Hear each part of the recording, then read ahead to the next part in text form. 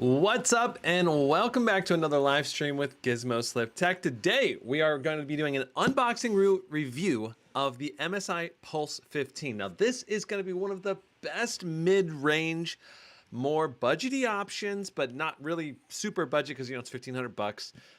So you're getting a bit more premium of display on this. It's going to be a QHD 165 hertz, supposed to be, I think, fairly bright and fairly vibrant, but we're actually going to test that today with the display testing tool that I have, Spyder 5 Elite. We're also going to be unboxing the bottom, removing the bottom, seeing what the inside looks like, seeing what the upgradability is like. We're going to play a bunch of games on this guy. And then we are going to test the speakers, test the keyboard, the trackpad, the webcam. We're going to look at the ports. We're going to look at every single thing you can possibly look at about this laptop in detail. For the most part, there's obviously some stuff maybe you could do that we're not doing today, but not really that I know of. Anyway, we're going to be freaking doing this. It's going to be freaking awesome. Oh, it's a glorious day. I can't wait to test the Pulse 15.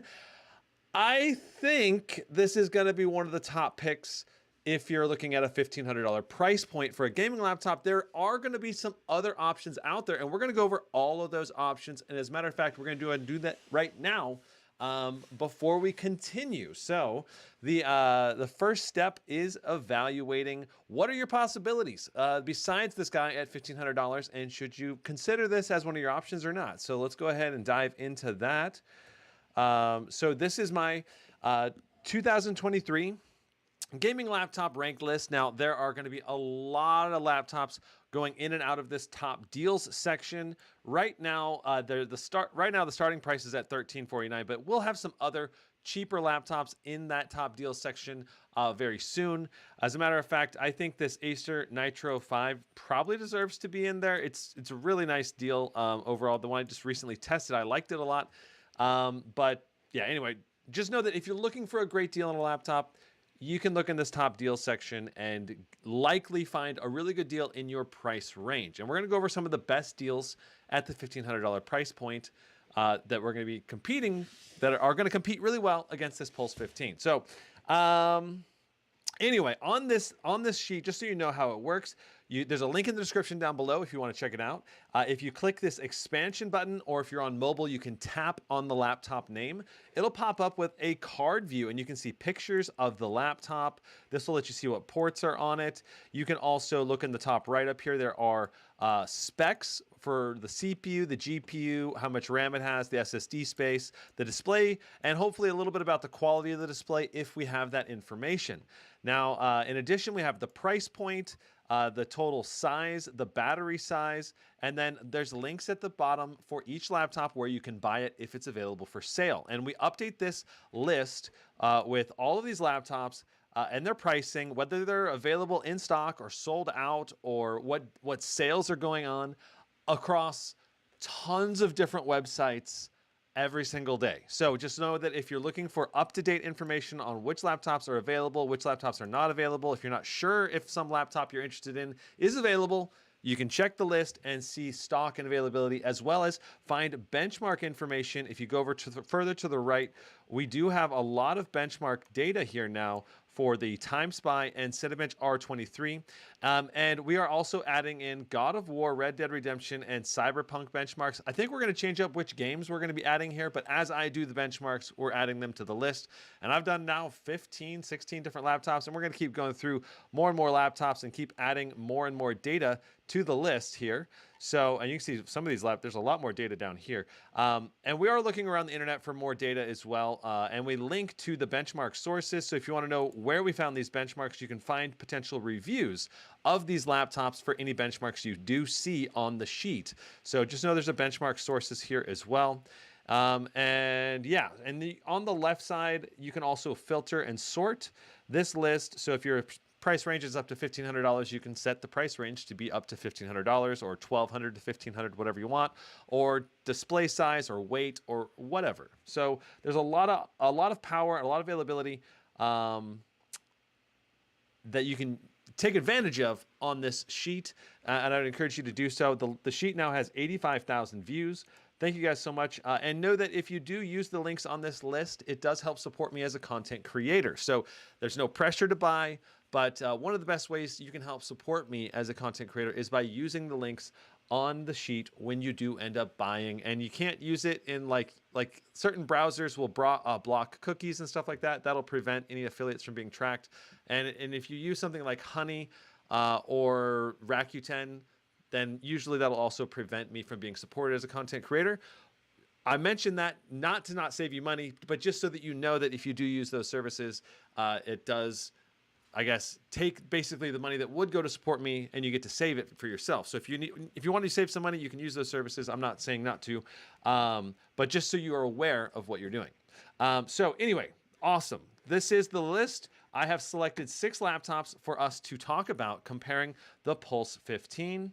Let me see chat. Looks like Big Jezzy just became a member. Welcome. Welcome, Big Jezzy. Thank you so much for becoming a member and supporting me as a content creator. Sakura says, I'm thinking of getting this one, but didn't see you reviewing it, so I waited. Yeah, well, we're going to be reviewing it today, so is it a better idea to get this instead of the Katana 4070? That's the main one we're going to be comparing with against today, because I did a very similar live unboxing benchmark review of the MSI Katana 15, this 1500, so we're going to be comparing heavily against that one. Mars asks, how fast is the 1300 620H compared to the 13900HX? It's a big difference because you get a lot more cores and higher power limits on the 13900HX.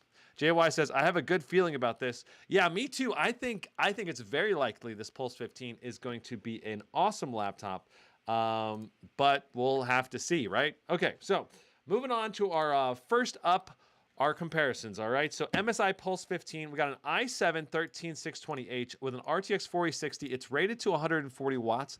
I'm going to be looking for 140 watts when we're playing games and doing our benchmarks test, but I don't know that we'll actually see that. We'll see.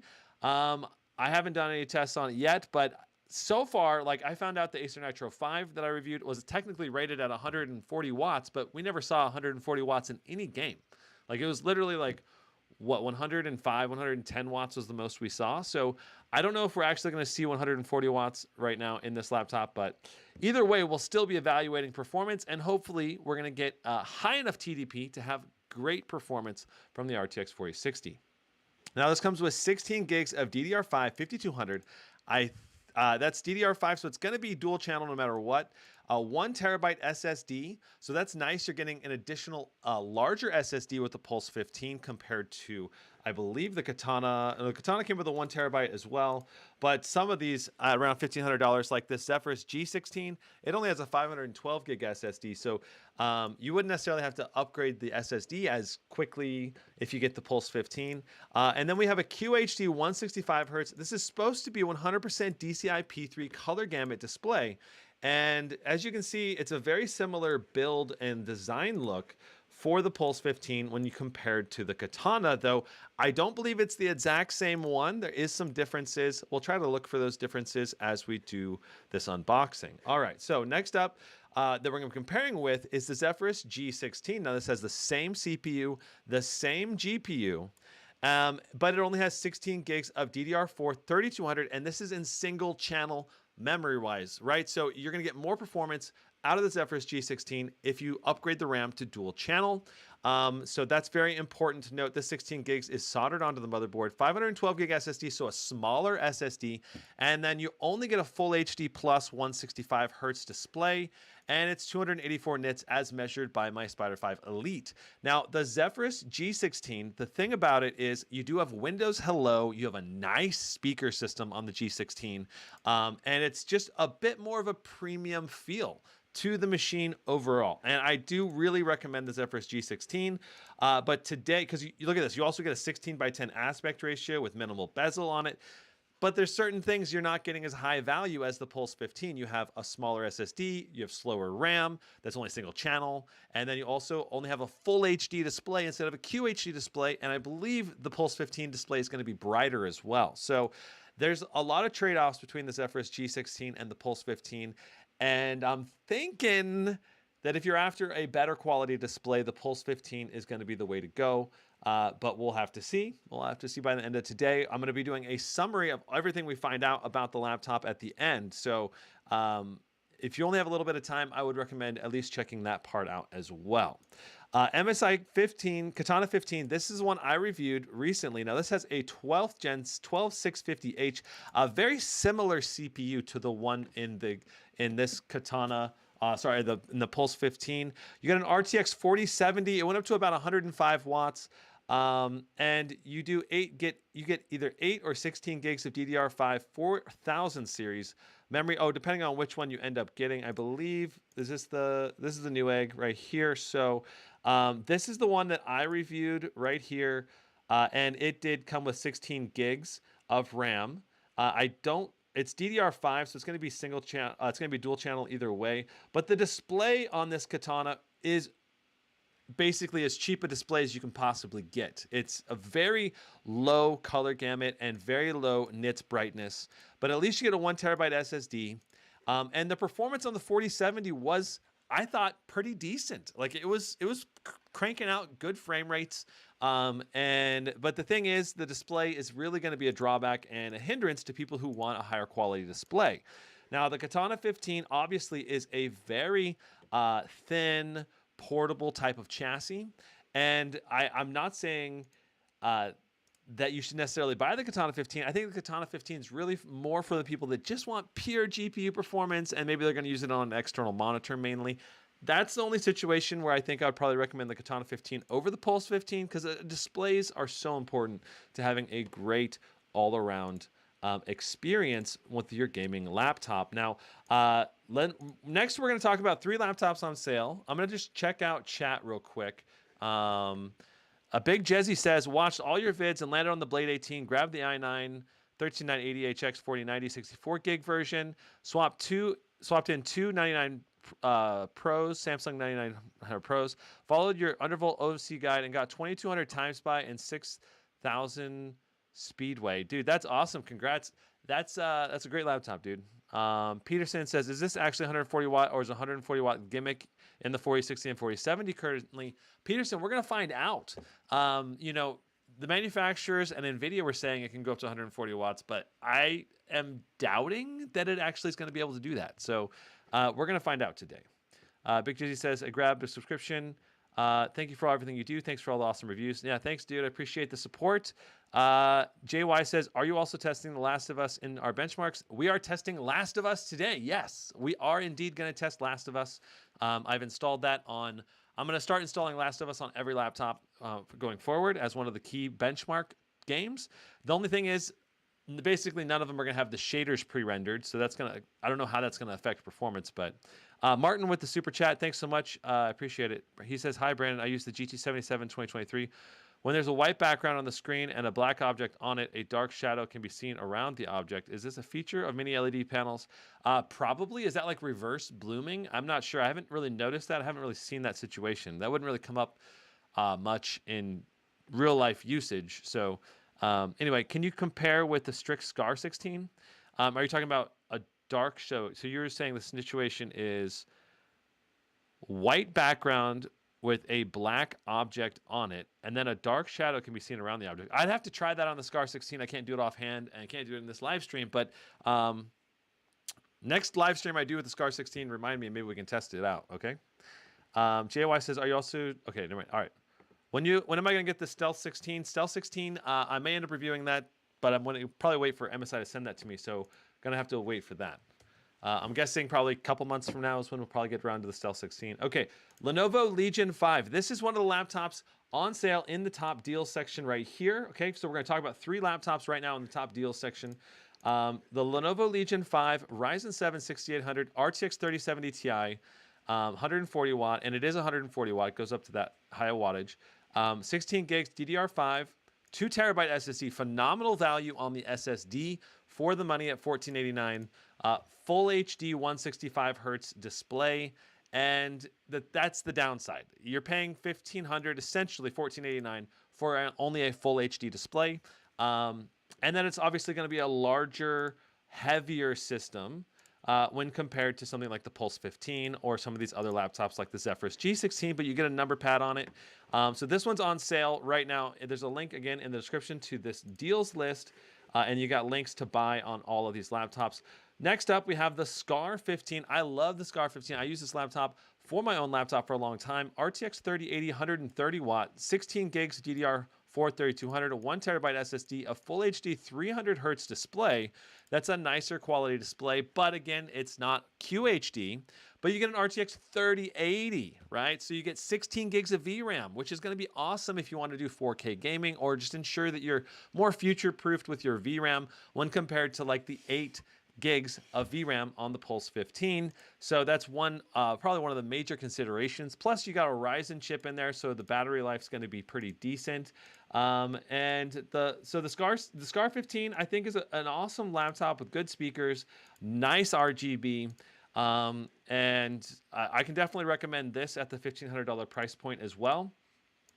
But it is going to be, again, a bit of a thicker system and a decent set of ports on this guy too. Not amazing ports, but pretty decent. Now, this guy is an interesting option. The Acer Nitro 5 with an 8-core Ryzen 7 6800H RTX 3070 Ti up to 150 watts according to this. I haven't tested that. 32 gigs of DDR5. 32 gigs of DDR5. Is that a type? That's impressive. 32 gigs of DDR5. 1 terabyte SSD. QHD 165 hertz with a high color gamut is what it's supposed to be. Again, we haven't tested that, but these are the claims by the manufacturer for $1,349. I don't anticipate this deal to be up here for too long. It's $750 off. So if you're looking for currently the best deal under $1,500, this is probably currently the best deal under $1,500 for right now. Probably better than the Pulse 15, though in frame generation games, the Pulse 15 will definitely crush this 3070 Ti in frame generation titles specifically. But in raw rasterization performance, this Nitro 5 should be better, right? Because it's got a 3070 Ti, at least by a bit. And the display should be in the same ballpark of quality, but 32 gigs of RAM is a nice upgrade on this Nitro 5, especially considering the price point. And I'm sure this sale is only going to be temporary, not permanent. Again, this is a thicker, heavier system at 5.5 pounds and about 1.16 inches thick. So know that the Pulse 15 weighs 5 pounds, right? And it is also very thin, about basically 1 inch thin. Overall for the chassis. All right, so those are the competition laptops that I would say are worth considering. And for right now, like today, if I was buying a laptop under $1,500, those are the laptops I would consider. This Pulse 15 is, I think, going to be one of the staple buys at around the $1,500 price point for the rest of this year, and could be the laptop of choice for a lot of people. So that's why I'm super excited to review it. And I can't wait to keep going. So let's go ahead and dive into the unboxing now. We're ready to go ahead and start taking this thing out of the box and seeing how nice it is. All right, so on the outside, you can see we've got the MSI logo. We've got a bit of info about the laptop. And then this box came shipped in another box if you buy this from Newegg. So it's very safe. Basically, it's a triple box system for the laptop. I like seeing that. Ooh, that was loud. Okay, so here's the Pulse. Here's the Pulse 15 box, and this box is actually probably not quite as fancy as the Cyborg 15 box, but I'm okay with that. I'm okay with a simple box solution as long as you know. I mean, at least it has a cool like printed design on it, right? So that's good. Anyway, let's go ahead and get this thing open. Voila. Okay, so let me go ahead and get the camera focused. So the laptop comes wrapped in plastic. Now, I did, of course, take this laptop out of the box yesterday when it came in the mail and installed all the drivers and Windows updates and all of that. So we're going to, I don't think I'm going to put that there. That's kind of sliding off. Yeah, I'm just gonna put it on my lap for right now. All right, so inside of here, we have our power cable. And you can see it is also wrapped in plastic. Now, it was wrapped in a tie. It had a little metal tie on it. And I did actually wrap it up and put the tie on it, but apparently I didn't twist it enough times, so it came apart. I tried to make this look exactly as it was when I unboxed it, right? So the power cable itself is about 6 feet long for this side of the power cable, which is nice. And then, so it's a nice good reach length with, you know, wise or whatever. Inside of here, we have our power adapter cable, or sorry, our power adapter. And this is a Chicone 240 watt. All right, so a Chicone 240 watt. So you know already, this guy is going to be able to supply the juice of a high TDP laptop compared to some of the other budget systems we've been testing, like the Cyborg 15 and the Gigabyte G5. Those were only like 120, I think, watt power adapters or something, or 140 watt. They were very low wattage. So there's nothing else here. We just have our little manual with the quick start guide, which I'm going to bust this open and so we can see inside. Yeah. Yeah. Power. Okay, so we got our quick... Let me go ahead and get this positioned correctly so we can see it a little better. All right, so we got our quick guide. This guy... I think this is the English side. Yeah, there's the English side.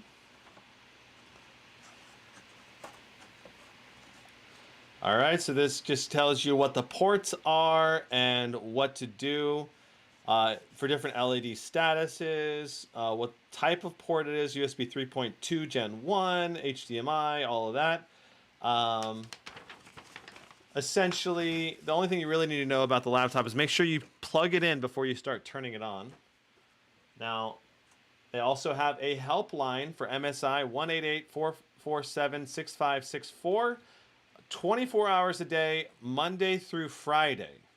They are closed on weekends and holidays. Interesting that they're closed on weekends, so hopefully you don't break down at a bad time. But at least it's like open 24 hours on the weekdays, because a lot of support lines close, you know, after like 6 o'clock. All right, so thank you for supporting MSI. Scan to get benefits now. Scan for more details.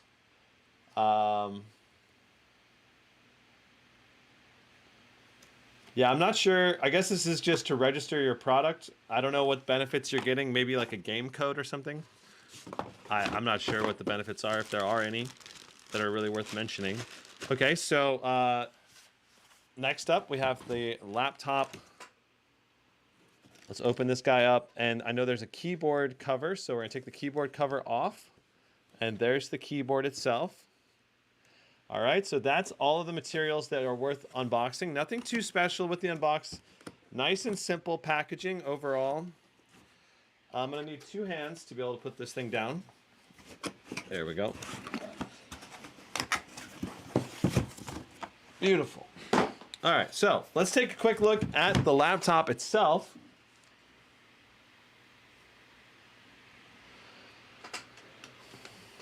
All right, so as you can see, this is a metal top lid.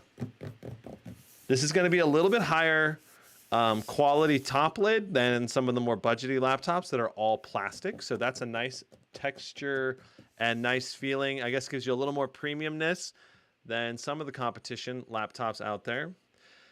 Inside here, you can tell it is a plastic chassis, and this keyboard is the exact same layout as the MSI GT77 Titan. So you get the same number pad layout, you get the same arrow keys with a crosshair on the down arrow and max fan mode on the up arrow, pause and play on the left arrow. We're gonna go over all the keyboard functionalities. Another thing you can note is that the keyboard feels pretty dang good. When I was typing on it for a more budgety keyboard, it feels pretty good. It's a membrane keyboard. It's nothing too special. It's still more of a budgety keyboard, I think. And at $1,500, I kind of wish it had a better keyboard, but I think this is going to suffice for most people.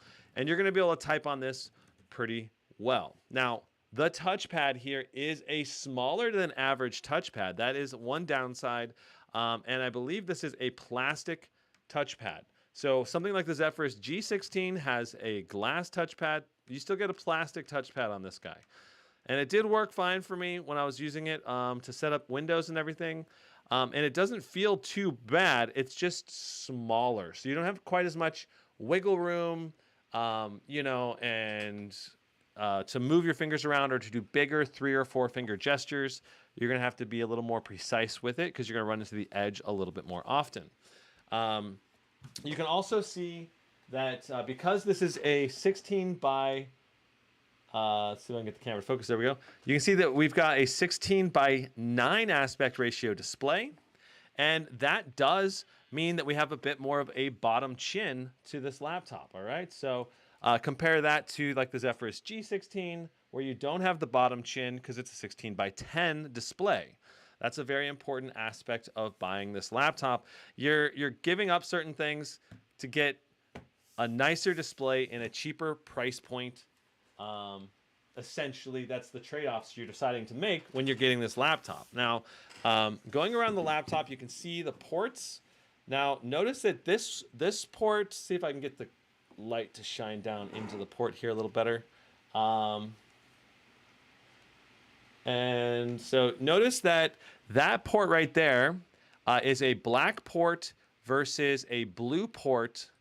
And that is probably only a USB 2.0. I can go ahead and check. Let's go ahead and pop over the tech specs on the MSI Pulse 15. And we can see we do indeed only have one USB 2.0. The other 2 USBs are 3.2 Gen 1s. All right. So that's nice. And we do have a USB Type-C, but note that it is not a Thunderbolt 4, okay? So that's important to note. This is not Thunderbolt 4, but the HDMI is a 2.1, which is really nice to see. And we have Intel Wi-Fi 6, not Wi-Fi 6E, and it's Bluetooth 5.2. So there's another couple trade-offs right there, all right? 90 watt-hour battery, at least according to this. We're going to double-check the watt-hour battery when we actually open the bottom of the laptop up. Okay, so we have one slower USB-A, one fast 3.2 Gen 1. On the rear of the device, we have no ports. It's just 2 fan exhausts. We also have another big fan exhaust over here on the right, okay? So you can see it's a double-sided fan exhaust. And then on the right side, we have a headset port, USB-A 3.2, and a USB-C 3.2, and then an HDMI 2.1, and a upward-facing Ethernet port, so you can easily unplug and replug the Ethernet port. I love that. Okay, and I'm not sure if this logo lights up or anything special. It does have a plastic cover on it. I'm guessing it does not have RGB lighting. Does it have a plastic cover on it? It feels like it has a plastic cover. Okay. What's up, everyone?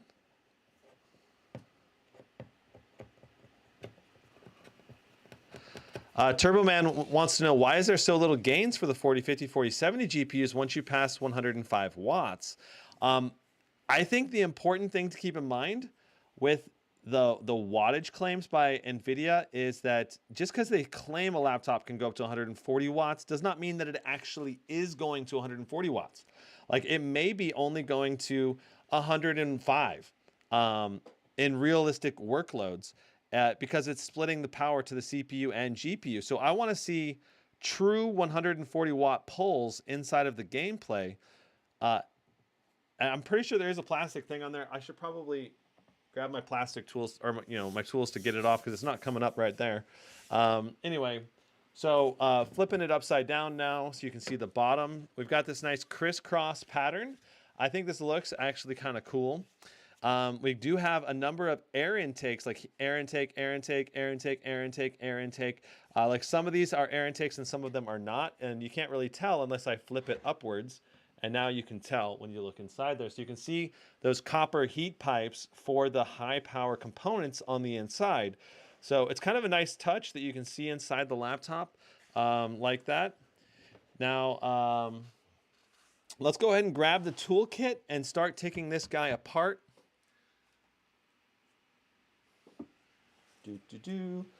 Nice back of the headshot. Robbie says, are you going to review the other Zephyrus G16 with the 4070 and QHD i9 CPU? Yeah, I would like to review that one as well, but we'll have to see timing-wise because I already did a review on the other one. I think I would enjoy reviewing that one as well, the more expensive version. It would be a great example of like an RTX 4060 versus 4070 performance too. So there's 4 screws along the top, and notice that this is just Phillip head screws, okay? But you are going to want a magnetic head on your screwdriver. And there is a factory warranty sticker thing here, which is essentially pointless. But if MSI tries to say they don't cover your warranty, I believe, as far as I know, it's illegal for them to not cover your warranty just because the sticker is changed. I mean, I'm not a lawyer, but I'm pretty sure that's the rule. If you just because you broke the sticker doesn't mean they void your warranty. If it looks like you actually did damage to the motherboard or internals because of mishaps, and there's evidence of that, then they can void your warranty. But not just from the sticker being busted, because, you know, any old thing can break the sticker too. Okay, so notice that some of these, it's very important to note that some of these screws are small little screws, okay? And if you were to try to put this big screw through the small little screw hole, and then you were to force it, you'll literally like drill a hole through your chassis or motherboard. So you're gonna wanna be careful not to accidentally put the screw in the wrong way or in the wrong hole, you know? Correct screws, correct hole, I guess is what you want to do. So it's always a good life skill to be able to put things in the right hole. I wonder if my girlfriend heard that. Salem says, Gizmo, got any Phoenix laptops coming soon? I don't currently have any Phoenix laptops, but I am going to start asking manufacturers to send me one as soon as they come out. JY says, huh? Britt Allen, what's up? Welcome, man. Someone was asking about odor. I'm not smelling any odor on this laptop, at least. Let's see here. Adit says, to be honest, not worth $1,500 for this. I'd rather add like $500 more and get a premium Asus laptop with 4070. Just waiting for the prices to be announced. That's totally a fair like choice if you wanted to do that. There's definitely more premium options out there. I think this is going to be more for the person that has like this desirable for a premium quality display and they really want a 4000 series laptop. Okay, so there's another short screw right there. So you get like 2 randomly short screws so far. And I think I got all the screws out now. Let me just stand up to verify.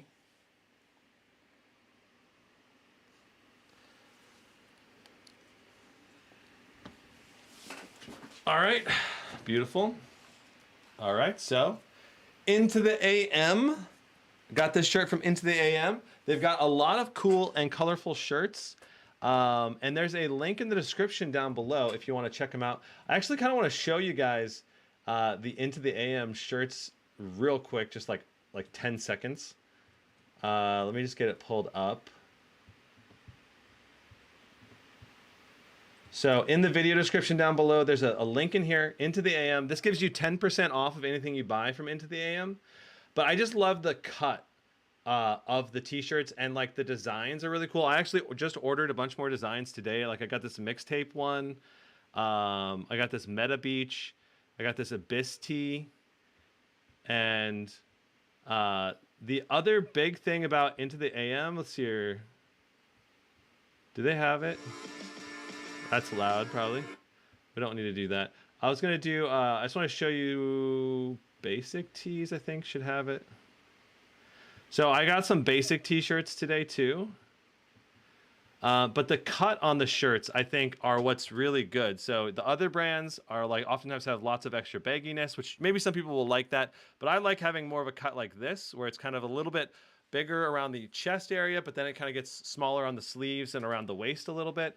So it kind of depends on the kind of cut you want, but I really like the fabric and the quality of the actual t-shirts. They're really, really good. Okay, so anyway, so this is one of the Into the AM shirts that I've had for about 2 to 3 years now, and it's been awesome. I've really enjoyed wearing it. It's one of my favorite shirts. Anyway, because they got a lot of spacey type of shirts too, which I love space stuff. My screws are getting knocked around. All right, so I'm grabbing the pry tools here.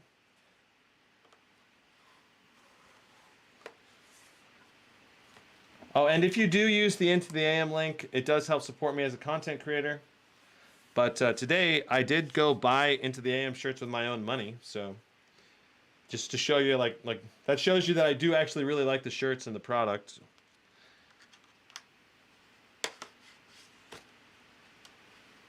Okay, so I got it to start coming up over here on the right side.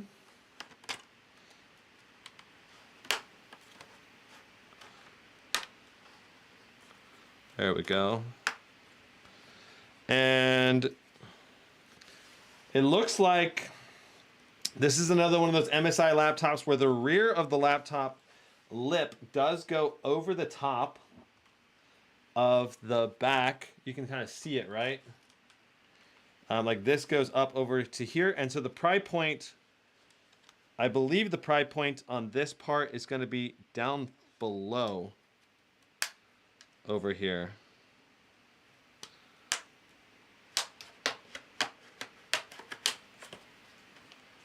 And does that also mean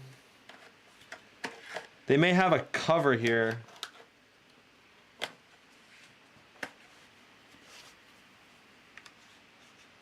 I accidentally popped this back together.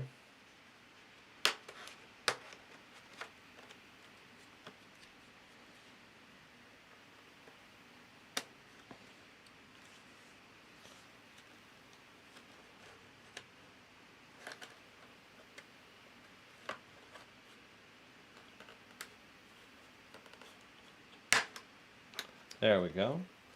All right, so I got the back up. You really probably want to start with the back, and then you go all the way around from one side to keep going around. That's looking good. It's a little tricky getting it to pop out on some of these.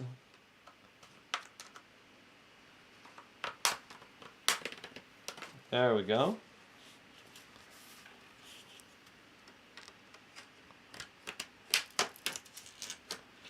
Voila. So now we have it completely popped out. There is a link in the description to the toolkit I use as well.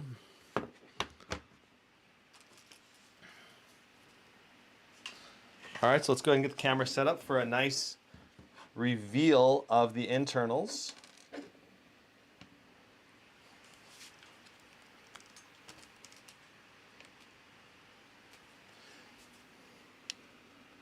How much watts is this 4060? It's supposed to be rated at 140 watts. We'll actually see what it gets to in the actual gameplay today. I'm not sure.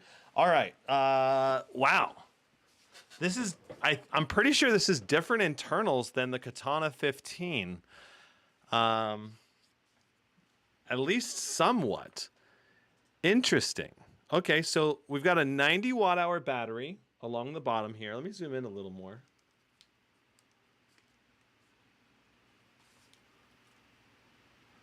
So we've got a 90 watt hour battery. We've got speakers on the left and right side, downward firing. We've got a Micron 1 terabyte SSD, and there is also some thermal padding underneath the SSD. We got the battery connector right here. If you want to test change stuff out on the motherboard, you would want to change that here. One thing that I am noticing is that the M.2 slot, there is an M.2 on the board here, but because of this battery being where it is, there's going to be no way to upgrade to that slot. So basically, the battery would have to be shorter if you wanted to upgrade the M.2 slot here. I'm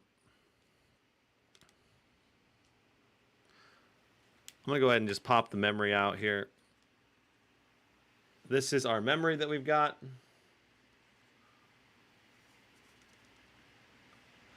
So we've got SK Hynix DDR5 5600 1RX16.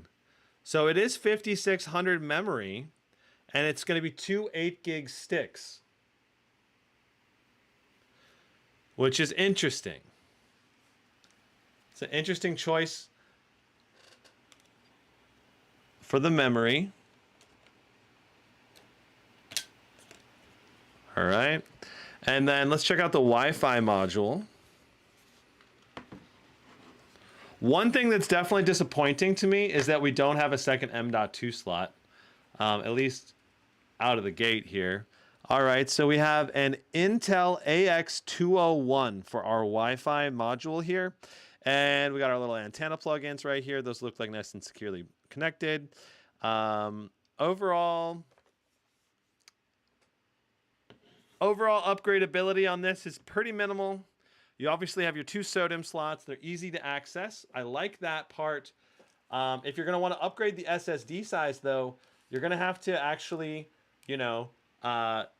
buy a larger SSD, like a 2 terabyte or 4 terabyte or 8 terabyte SSD. And there's definitely going to be room for a double-sided SSD here if you want to put an 8 terabyte SSD. Now, RIP single channel. This is dual channel memory, JY, but it's not dual rank. I believe that's what you're talking about. We'll have to see how the actual performance goes, though. It's interesting that MSI claims only 5,200 mega transfers on the RAM, and yet it is 5,600 rank or speed RAM. So it's interesting that they're choosing to down clock the RAM speed. Mars says it is worth $100 extra if it is full power. Yeah, maybe. Let's see here. Chicken Fried Corgi says, yeah, I think the 4070 might be worth the $100 extra. Not sure. Reviews are mixed. It depends on which laptop you're comparing it with. Okay. I think you're talking about the Legion 5. Yeah, the Legion 5. The thing is, I don't know if it's actually going to be full 140 watt on any of the RTX 4060 laptops this year. We'll have to see. Anyway, so let's go ahead and evaluate the thermal design of this laptop next. So you can see we've got this big metal pads. This is going to go over the VRMs on the GPU. The CPU has a dedicated heat pipe right here.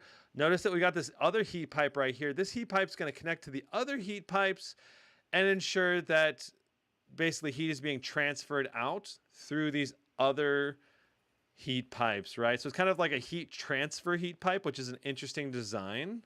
We've got 4 shared heat pipes between the CPU and GPU. I mean, essentially this 5th heat pipe is like another shared heat pipe because it does affect the CPU VRMs over here. And essentially what that's going to do is if you're doing a CPU only load, you're going to have all 4 of these being shared. And then this one would transfer heat from the VRMs over to these other pipes as well. It's an interesting thermal design.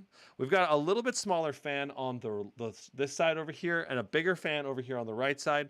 And notice that there is a dual exhaust over here on the right side and only a single fan exhaust on the left. So that's going to kind of reduce the thermal capability of the machine, not having 4 fan exhausts.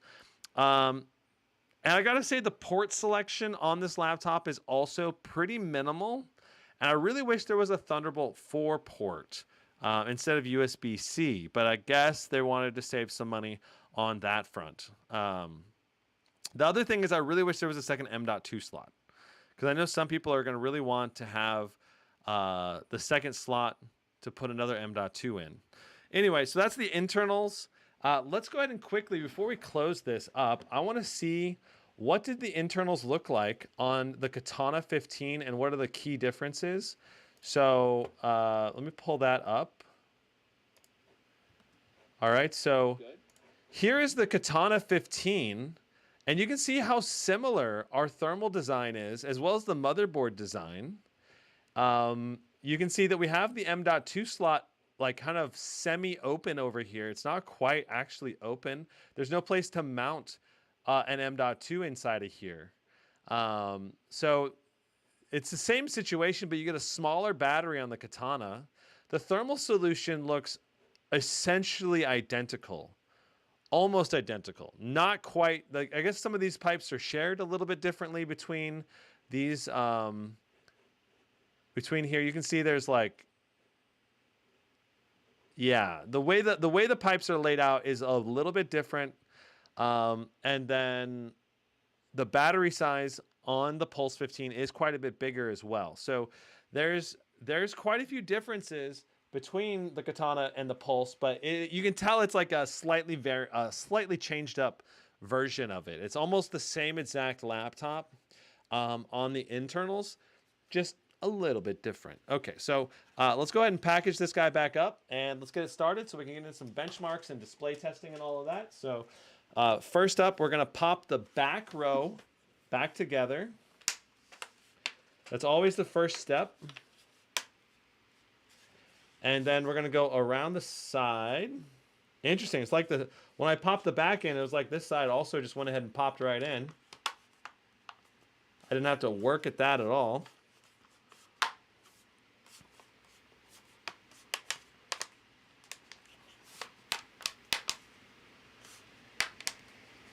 Interesting.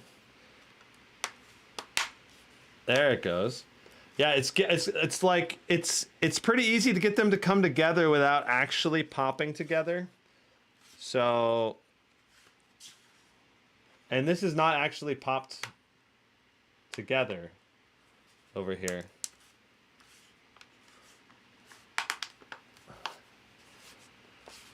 That's interesting. I'm guessing it'll be fine if we just screw it in like this, but it's never ideal because if you don't get it to fully reseal like this, let me see if I can zoom in and show you. If you don't get it to fully reseal,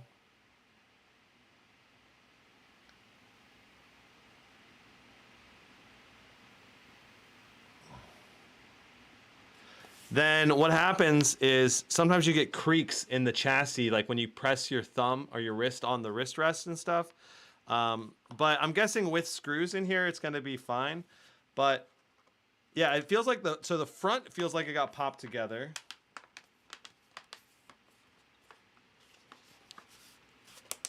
I would just encourage MSI to redesign how this thing pops together and apart, because you want it to feel like solid when you pop it in together, and then when you take it apart, it should be easy to pop apart and have good feedback.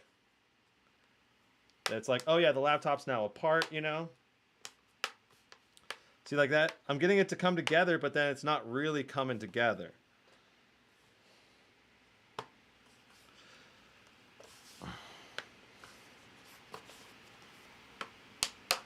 There we go. So I'm having to push on the bottom, kind of like to push it inside so it gets into the lip for it to snap together properly.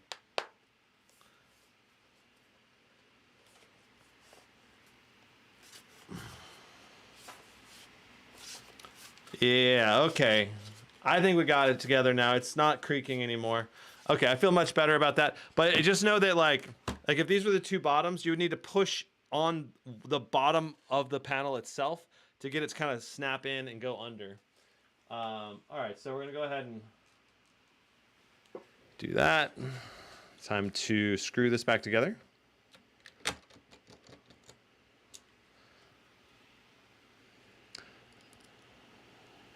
Okay. Mr. Alexander says, I'd prefer a high power 4060 over a low power 4070. It would just depend on how low power we're talking, because these RTX 4000 cards are definitely pretty power efficient. And they don't get as many gains on the high end, but like you'd at least want a medium power to get most of the way up there in terms of maximum performance.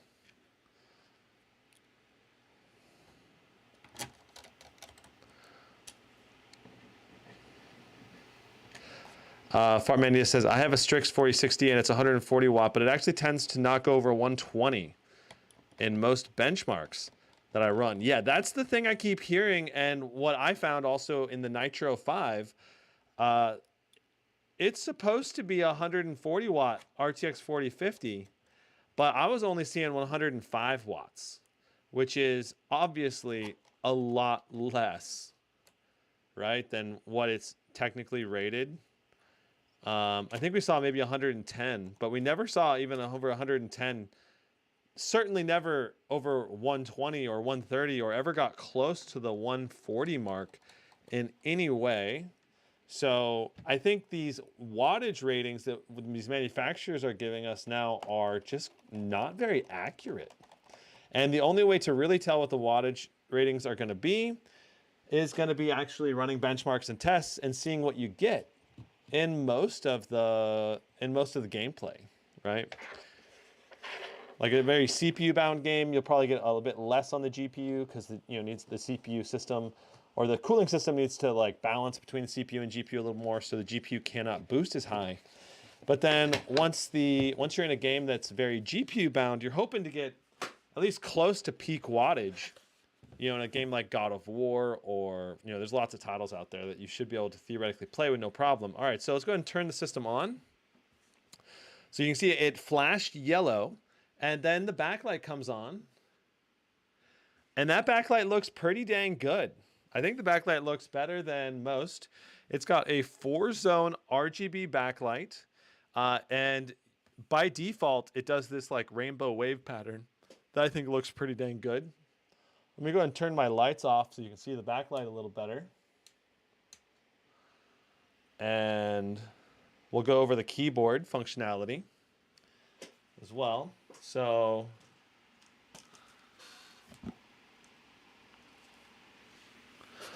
there's the keyboard. And I gotta say, the keyboard does feel pretty good for a budgety keyboard. I think that let me go ahead and switch this real quick. There we go. All right. So overall, the keyboard has good functionality, except the number pad I think is scrunched in a bit. Ideally you want the number pad to be more full size and to have the standard layout so you can inherently type automatically. You'll have to relearn a little bit of your keyboard memory if you're used to a normal number pad. But at least the 7, 8, 9, these numbers are similarly spaced to how they normally are. The enter key being so low may be very odd for some people, though. The WASD keys, so let's focus on the actual key functionalities here. The WASD, they are clear translucent keys, and they do light up to be much more colorful than the other keys like the E and F key. If we look at the top, you can see the extra functionality. We have mute, volume down, up, turn trackpad off, mic mute, webcam enable, disable, backlight key button. I'm not sure what the F7 does. I think that's the MSI Center, actually. Let me see. F7. Oh, that's your fan profile button. Okay, so let me show you. So if you press F7, if you do FN plus F7, then you can change between the different fan profiles without having to open the MSI Center. So you've got balance mode, silent mode, battery mode, and then AI mode, and then extreme performance mode. So that's kind of cool. I actually didn't know that that was the key for that. So moving along the top here, you've got your F8 key being your keyboard backlight brightness. So you can change how bright the keyboard is. And then you have your display brightness down and up. And then you have your external monitor button. All right, and going over to the number pad area. So we have our multiplication, divide, plus, minus, numlock button with an extra light up illumination.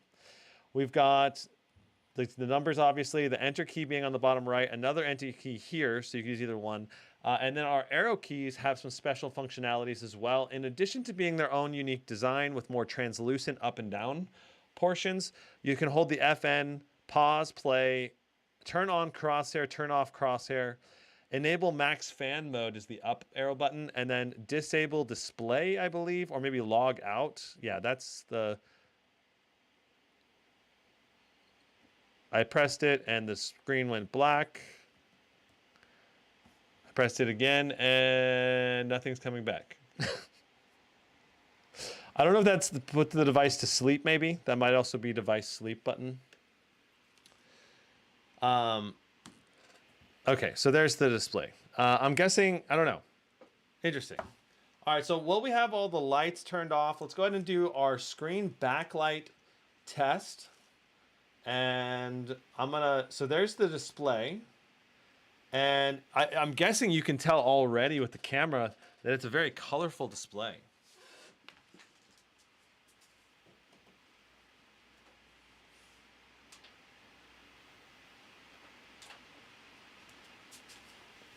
All right, so I have all the lights behind me turned off now, except for a couple of RGB lights, but those are a little bit harder to turn off and on. So we're going to load up an all black image to look at our backlight bleed. And there it is. So let me zoom out just a little so you can see it all. There we go. All right, so I have, we definitely have some noticeable backlight bleed in the top left of my unit. Just about everywhere else, though, is just about perfect. Very minimal backlight bleed in the left and right corners. Just a little in the top right, but mainly right here and right here, we have a bit of backlight bleed. That might be a little noticeable in certain situations. Of course, backlight bleed is going to vary from unit to unit, so you can't really rely on it. So let me go and get the lights back on.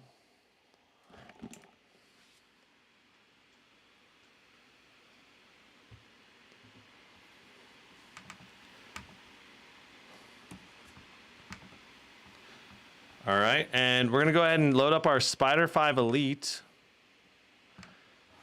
And we're gonna do our test. I gotta get the laptop plugged in.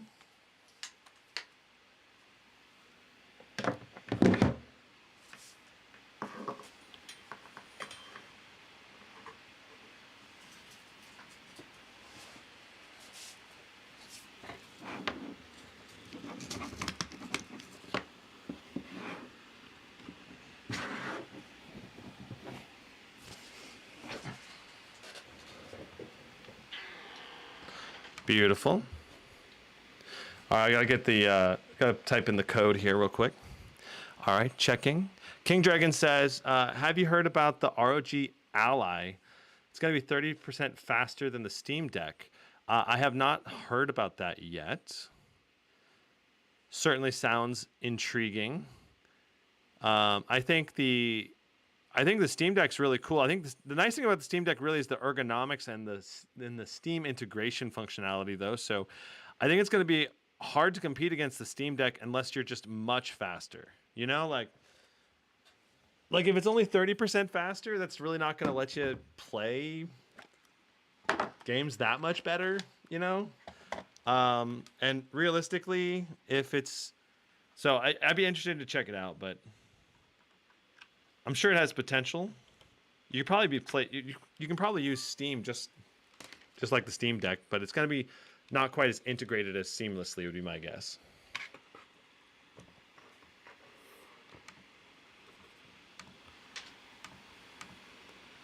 All right, there we go. And now I'm typing it in.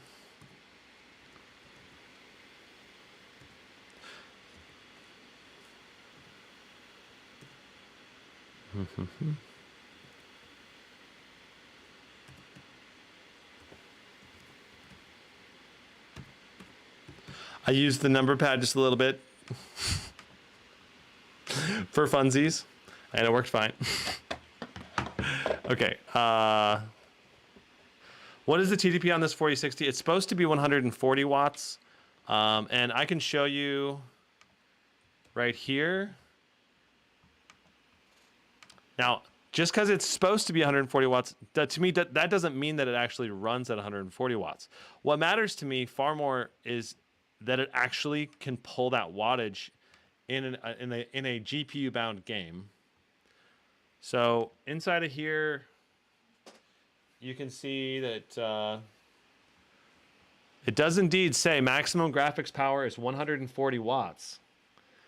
But like I said, that doesn't necessarily matter. If it's like it's really whatever the realistic wattage pull is in games. So,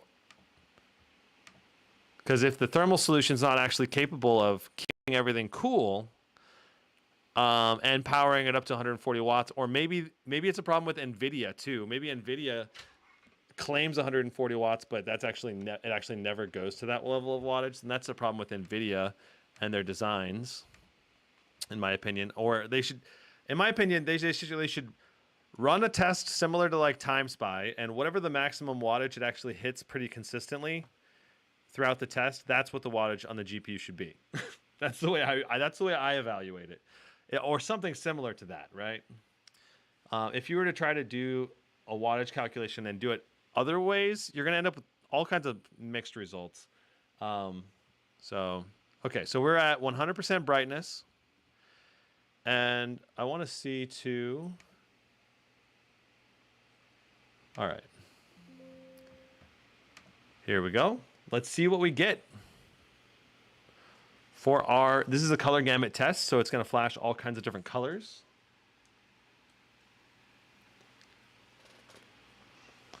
Okay, so Sam says the temps on the G series this year are so good. They are pretty good, yeah. You talking about the Zephyrus G series or the Strix G series? They're both G series technically. Mr. Alexander says I'm still looking for a good Aero 16 review. I am talking to Oris and trying to get them to send me the Oris 15X and then the Aero 14 and 16. I do want to see. I would totally review both of those. So it's just going to be a matter of time. You know, I can only do so many laptops. Like one a day is my max, but realistically, it's probably a lot more like one every other day because there's so much prep that goes into each of these videos.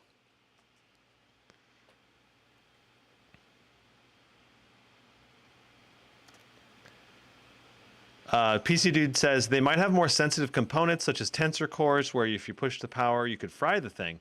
Well, if that's the case and it can't actually go to 140 watts, they should not advertise it as 140 watts. So, you know what I mean? So it's really comes down to like, it's more of an advertising issue rather than a functionality issue. Like if it only goes to 105 watts, then let's just mark it at 105. If it goes to 140, then yeah, like it's fair to call it 140. Brian says, what would be better, the Asus G16 with 4050 or with 1 terabyte, or the 4060 version with only 512?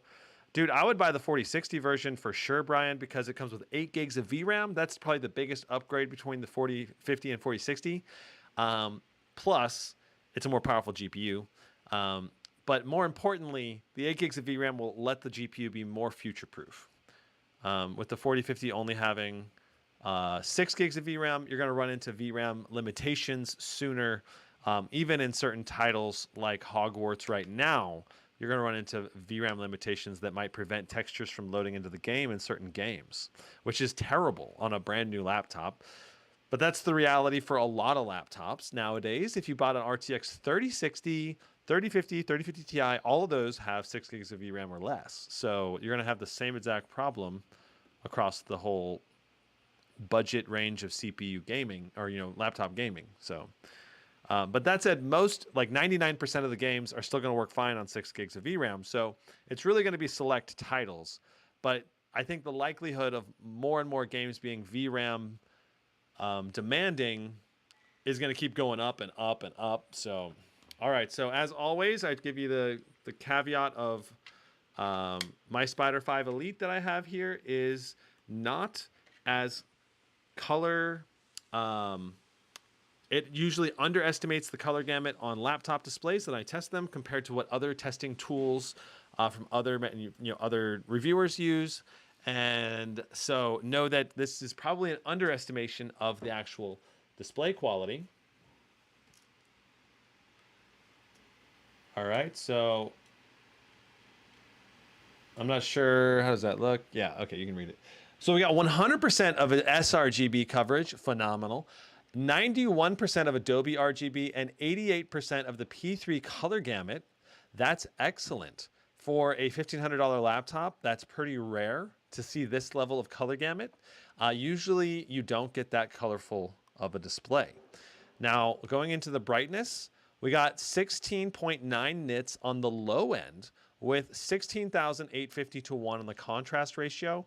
Obviously, the contrast ratio on the low end doesn't really matter that much. What matters is the brightness as you go to the peak, and we got 336.8 nits brightness, so 337 with 790 to 1 contrast ratio. Now, the contrast ratio could definitely be a bit better. At 790 to 1, I would think that we would actually get a little bit better contrast ratio. I would hope we would have better contrast ratio, but we didn't. Anyway, 790 is still okay-ish. We've seen some laptops with lower 600s or 700s, so this is still better than some, but I prefer over 1,000.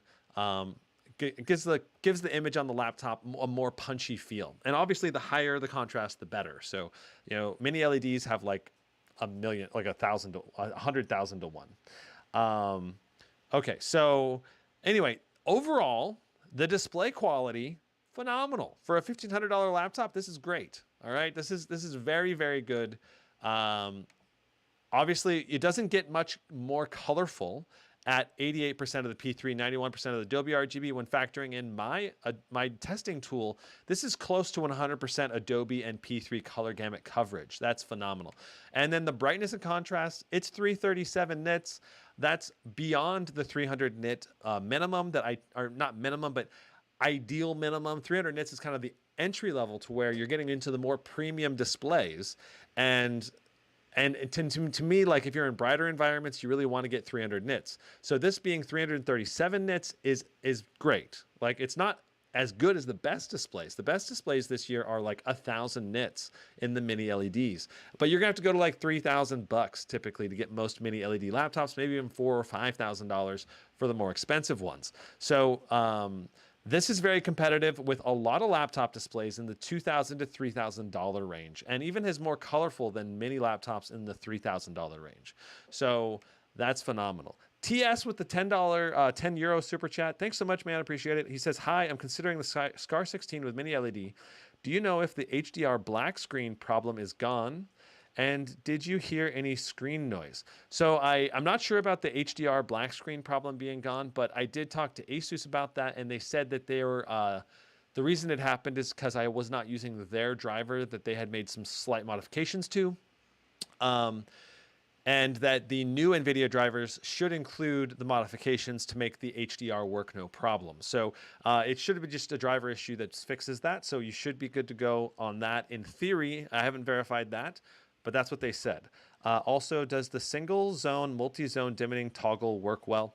I didn't test that at length, so I'm not entirely sure. All right, Good Diamond YouTube says, GizmoSlipTech, are links allowed in chat? No scam link, just paying link to pay me, please. Paying link to pay me, please. I'm not, I believe there's no links allowed in chat, Diamond. Like the chat, literally like the chat just doesn't allow it. It filters it out. Okay.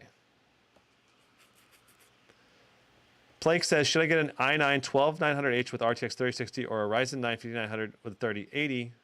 I would go with, well, the 12900H is going to be a lot faster CPU. It really depends on what you need, if you need GPU performance or CPU performance, but the 3080 is a much better GPU. And I would probably go with the Ryzen with the 3080 if you're between those two laptops. That's a better choice, I think. Okay, so awesome. We are done with that test. Let's move on to our CPU testing. And so to do our CPU test, we're going to raise the back of the laptop up just a little bit. And let me put the Spyder 5 Elite away. And while we're doing our 10-minute test, also, I'll be able to read chat a lot. So if you have a lot of questions, please feel free to ask them. Coming up here in a minute. So we're going to get Process Lasso installed. And Cinebench R23, let's go ahead and load that up. And we're going to open HW Info 64.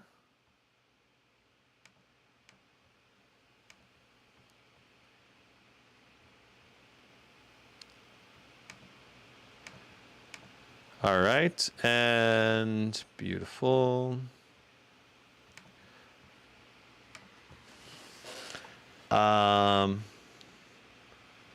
Would you suggest this laptop over the Scar 15 3080? There's a lot of trade-offs between the Scar 15 3080. I did talk about some of them earlier, but the big thing is this laptop has a better display than that Scar 15 3080 because that's only a full HD display. So if you want a higher resolution, higher color gamut display, this is going to be a better display. But the Scar 15 is a bit more premium in its RGB lighting. The build quality is a bit better.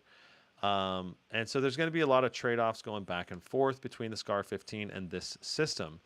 And then obviously this is RTX 4000 series. So the 4000 series is going to outperform the 3080 in frame generation games. So if you plan on playing mainly single player games and you want a higher quality display, the Pulse 15 is going to be the better option, almost for sure.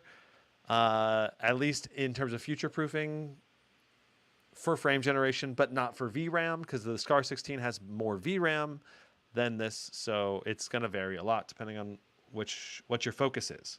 But if it was my money, I'd probably go Scar 15, probably. But I don't anticipate that Scar 15 to be on sale permanently at that price point. It's probably going to go away and then not be available anymore for 1500. Like, it's going to go up to like 1800 again.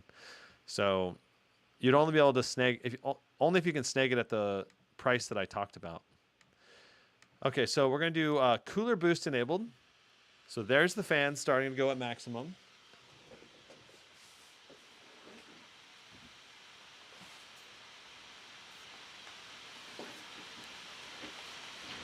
Plus, we haven't done all of our testing yet. We haven't tested the speakers on this yet. We obviously haven't tested our performance. But the ports on that Scar 15 are also a little bit better. So, all right. So this is the MSI Center.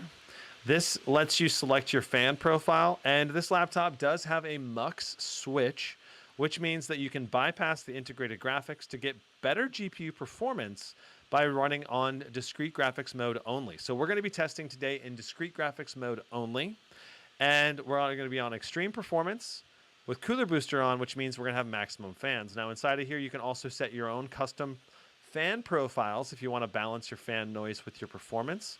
You also have GPU overclocking baked into the MSI Center, but it's not very detailed overclocking, and it limits you on how far you can overclock. So I would usually overclock with MSI Afterburner either way. So I'm going to open up Afterburner as well because we're going to need that. Actually, I can close that for now because we're just doing CPU testing first, and then we're going to do GPU testing. So in extreme performance mode with maximum fans enabled is how we're going to test today.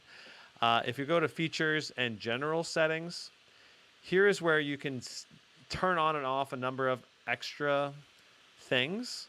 Like you can disable the webcam if you don't want the webcam on. Display overdrive, which increases the response rate of the display. You've got your GPU switch here, but we can do that in the performance mode as well. You also have the crosshair you can turn off and on. And you can also change the settings on the crosshair if you want to move it a little bit left and right, and also change the color of it. So let's see if we can get the crosshair to appear real quick. I'm not seeing the crosshair come up. Oh, there it is. Okay, so that's what the crosshair looks like. You can change the color to be different colors, and you can reset the location as well. So we can turn it off and on with the hotkey, the FN plus down arrow, or enable, disable it basically. So we can also enable or disable the Windows key and the FN. You can switch the FN and Windows key to be in different spots if you're not used to that. Or if you just want the FN to be on the left side, you can make it do that. And then you can also change the functionality of the power button to make it go to sleep or hibernate when you press the power button. And the USB power share button here, this allows you to keep the USB port activated when the display, or sorry, when your laptop is asleep. So if you want to charge your phone and not have the laptop running, like say you're at the airport and your phone's dying, you could plug in your phone and keep your laptop asleep and not using as much juice. You also have HDR mode here. I don't think this is an HDR display, but let's see. Can we do HDR? HDR video streaming is supported. This display can play streaming HDR video when available. Well, let's go ahead and turn it on.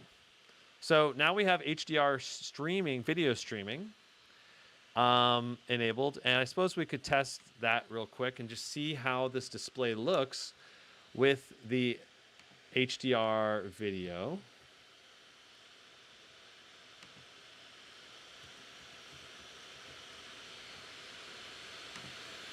All right, and this is the video I like to play. Get the display situated a little bit better. Cool. So you can see this display is awesomely colorful, and it looks really good.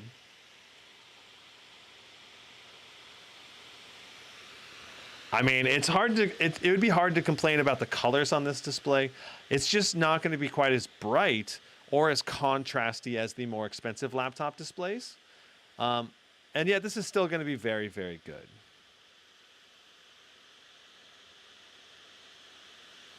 Diamond, it usually does not let you post in comments either for links. That's just the way YouTube is these days. Like the spam blockers do that. Let's see here. Okay. Can you deactivate the GPU and CPU wattage sharing thing? So we inside of here, inside of user scenario, you can deactivate the GPU. We could do integrated graphics mode. But let me just do a quick test, okay? I want to test when we load the CPU, what's our performance, and also what's our wattage. So let me go to a not 10-minute test. All right. And we could try the integrated mode.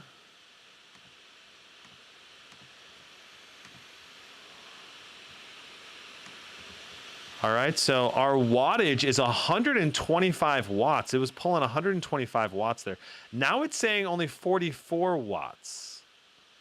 But you got to keep in mind the HW info is lagging behind when we're running Process Lasso, so it's not going to be as accurate of data. It's the only downside about using Process Lasso for my testing. But Process Lasso basically makes the Cinebench take the priority.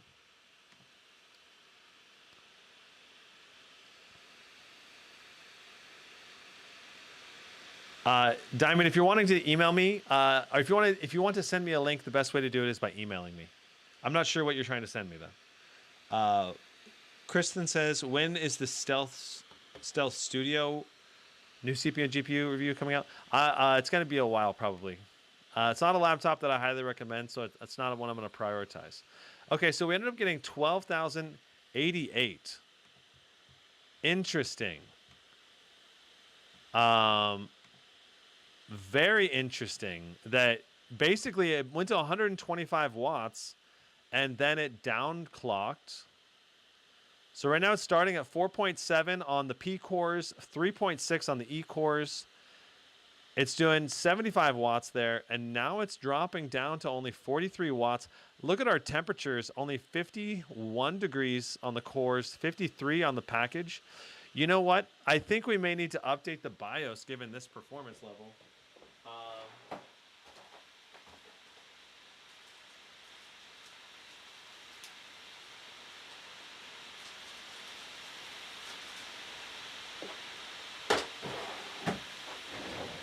So I'm going to go ahead and show you how to update the BIOS on this guy. And it's going to be one of the things about this laptop that you're going to have to deal with if you're getting an MSI laptop. It's me, Jay, changed my YouTube channel name, and it's not a scammer, by the way. But the way it's like a step app looks.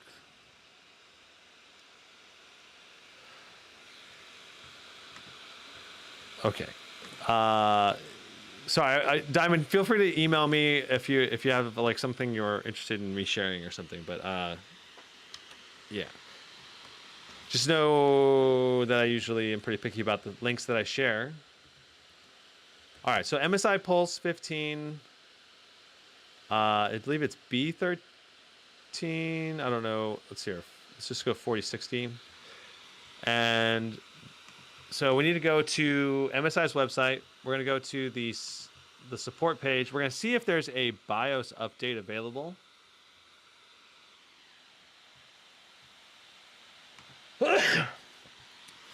I did mean to upgrade this before we did this, but I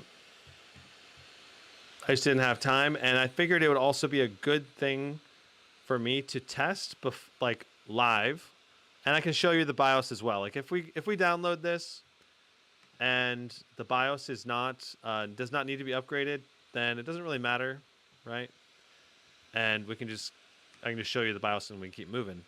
But either way, so what you do if you want to upgrade the MSI BIOS, you go to their website, you go to you just search. I usually search on Google the name of the name of the laptop, MSI support page. I go to the page. I go to the driver section. I go to drivers and downloads, and I click the BIOS. And then here's the BIOS. You can see it was released on March 22nd. So this may already have the latest BIOS because that's not very recent. And then I copy that onto a flash drive. So I got a flash drive right here. I went ahead and copied it onto it already. So now that we've done that, we can go ahead and shut down the laptop. And also, when we do this, I'm going to go ahead and switch us to integrated graphics mode. So for our CPU test, what this does is it shuts down the discrete GPU. And that in theory could allow the CPU to potentially boost to the mass, could potentially make the CPU have a higher power limit. Sorry, when you go into the integrated graphics mode only, that's what happened with the MSI GT77 Titan. Okay, so I believe it's going to be F2, but we might have to restart a couple times as we try to figure out which button it is. I'm going to try to get the exact button. F2. I don't think it's going to go. It's probably something else. It's probably the delete key.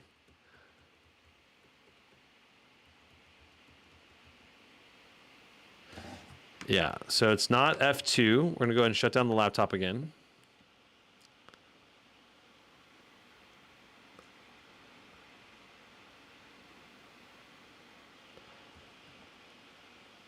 All right, pressing the delete key. There we go. All right, so we're into the BIOS now. And if you're wanting to update the BIOS,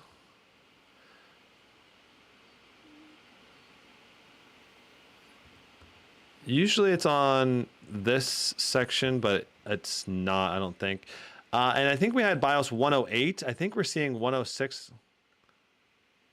BIOS version is 106 from January 3rd. So yeah, we do need to update the BIOS. And right here, we're going to go down to UEFI BIOS update.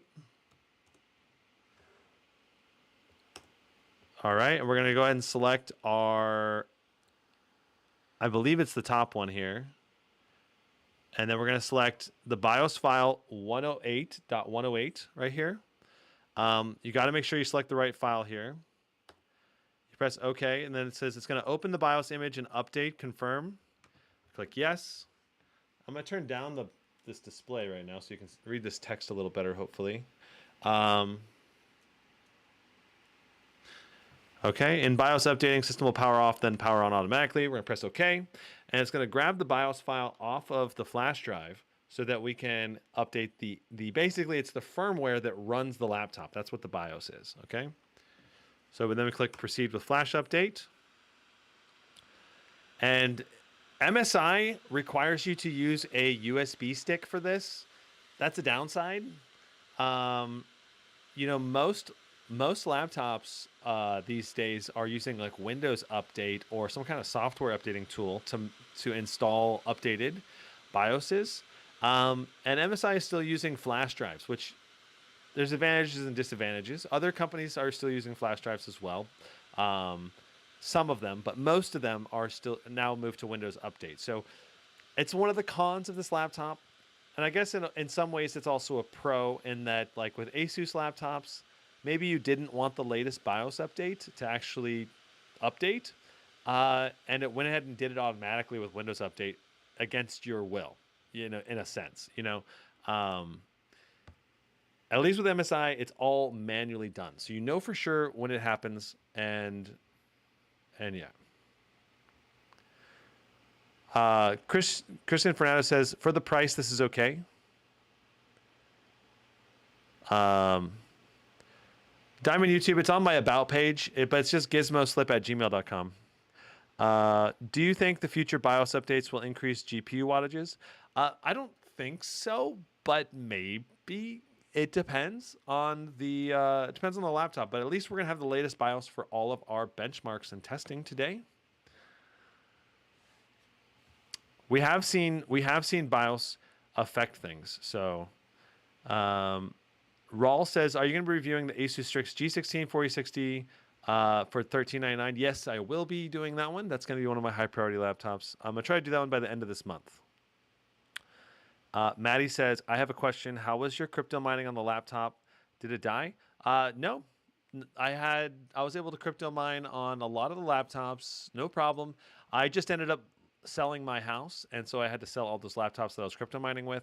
But I never had crypto mining, as far as I know, damage anything or cause any problems. I ended up, I don't know, crypto mining a decent chunk, and then I was able to sell those laptops, and I told everyone that they had been crypto mined on before I sold them too. So, but yeah, I had to sell them a little bit under the price that I probably would have gotten otherwise.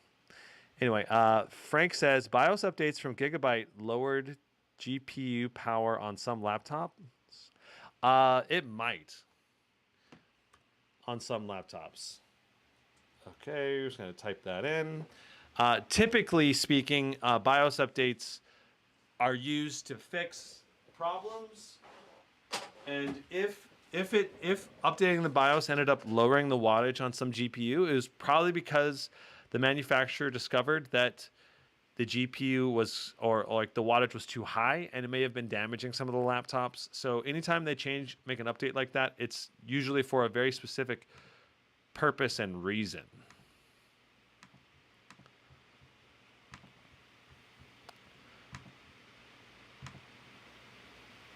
Okay, so we are ready to launch our Cinebench R23 again.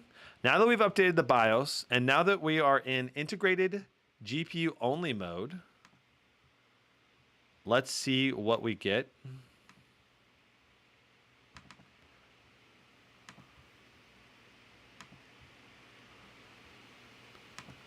So we're going to go to extreme performance. Well, looks like the BIOS actually reset our system so that we didn't go to integrated GPU only mode. So we're going to restart the system again. Skimborg, any update on if you have FPS improved with graphic drivers for the SCAR 18? I have done a test on the SCAR 16, and the SCAR 16 is basically the same thing as the SCAR 18. You should be able to get the exact same performance. And we had some slight improvements on the SCAR 16 versus the SCAR 18 in some of the games. But for the most part, in most of the games, it tested almost exactly the same, within 1 or 2 FPS or a handful of FPS for the most of them.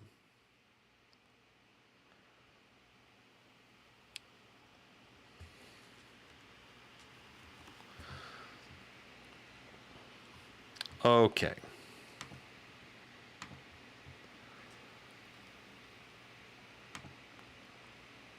Beautiful. All right.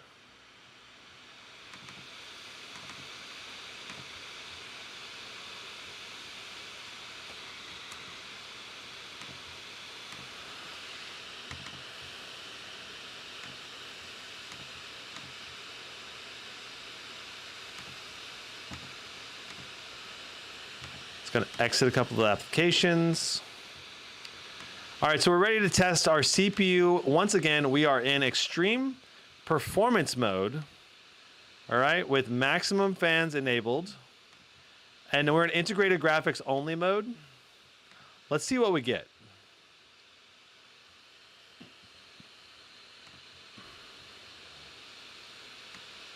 So right now we're doing 4.7 gigahertz on the P cores, 3.6 on the E cores. We're doing 92, 118, 124 watts to the CPU. That is really good wattage to the CPU. Let's see if it can maintain 120 something watts during this whole test. We have reached thermal throttling at 97 degrees. So it's pushing us all the way up to the maximum performance that we can get, at least with the temperatures that we have in this chassis, right? And right now we're doing a 10-minute test. So we're just gonna go right into the 10-minute test. That's fine. We can let it keep going. And chat, if you have any questions, please let me know. I will try to check out chat here. All right. Now Javed asks, hey, why are there no reviews on the MSI Prestige 16 with the i5 13500H, 16 gigs of RAM, 1 terabyte SSD, RTX 4050, 165 hertz display? It's out in Poland for over a week now. So there's a reason why I'm not doing the Prestige, because it's a Creator Series laptop, I believe. Let me double check, but I believe it's a Creator Series laptop, and that's why I'm not doing it. Let me see here. MSI Prestige 15. So, oh, it's more of a premium style laptop. Oh, right. Okay. So, 4050. See if I can go to the right one here. Looks like PC Mag did a review on it in the past. But, so yeah, it's a very premium, thin and light system, basically. I don't know. It's a hard sale for me on these. I don't like the premise of them from a gaming laptop perspective.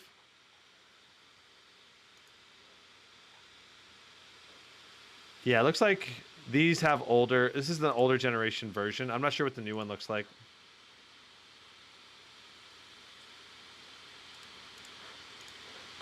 Does MSI have it?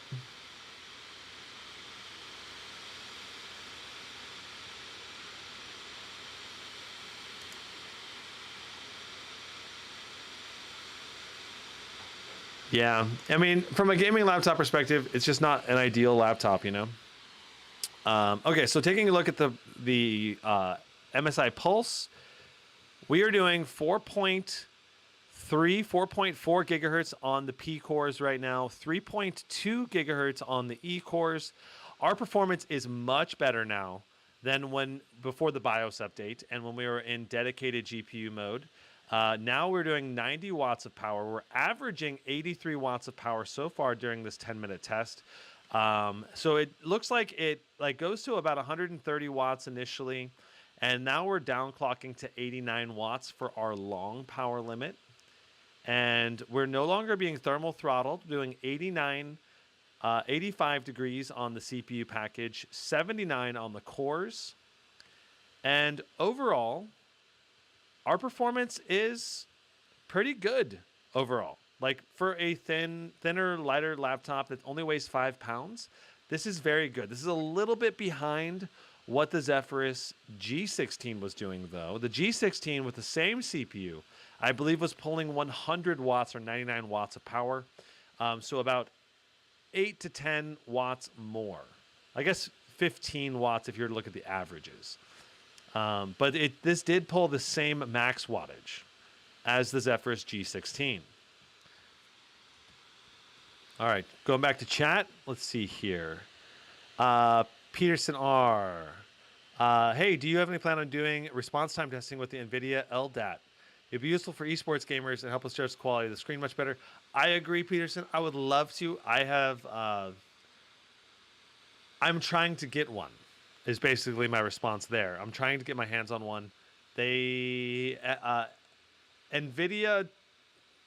kind of teased me by saying, "Oh, we'll send you one," and I was like, "Sweet, that sounds awesome." And then they didn't. So, if you know a place where I can buy one, please shoot me an email link. I would definitely buy one and test it. Diamond says, "Did you purchase a bunch of the laptops on your videos? Do you ever do videos? Oh, do you ever do giveaways? I mean, I have done some giveaways in the past, but I don't really focus on giveaways anymore because I want my viewers focusing on the content." Brian says, "Is Newegg worth purchasing laptops from?" Yeah, I think Newegg is a good place to buy laptops. It's not as good as like Best Buy in terms of its return policy. Like Best Buy lets me return after up to like 60 days out now, I think, or 45 days out. It's a really long return policy if you're a Total Tech member at Best Buy. If you are not a Total Tech member, I think it's 15 or 30 days, depending on the item.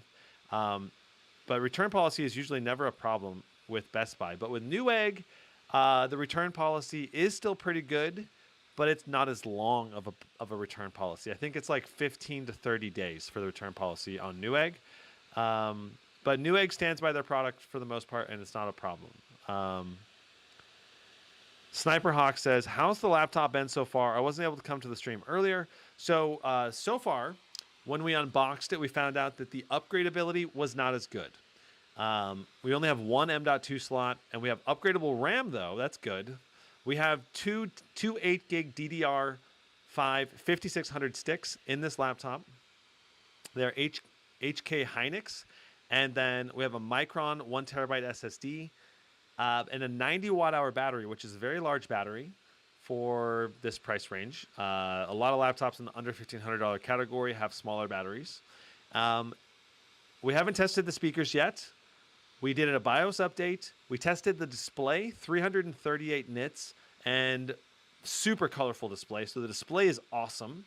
But when we get done testing the CPU, we're going to do our speaker test and our webcam test.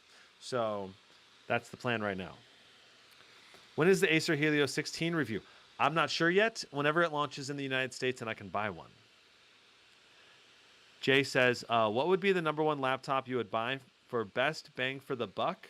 Looking to purchase one tonight. Oof. Okay, best bang for the buck is probably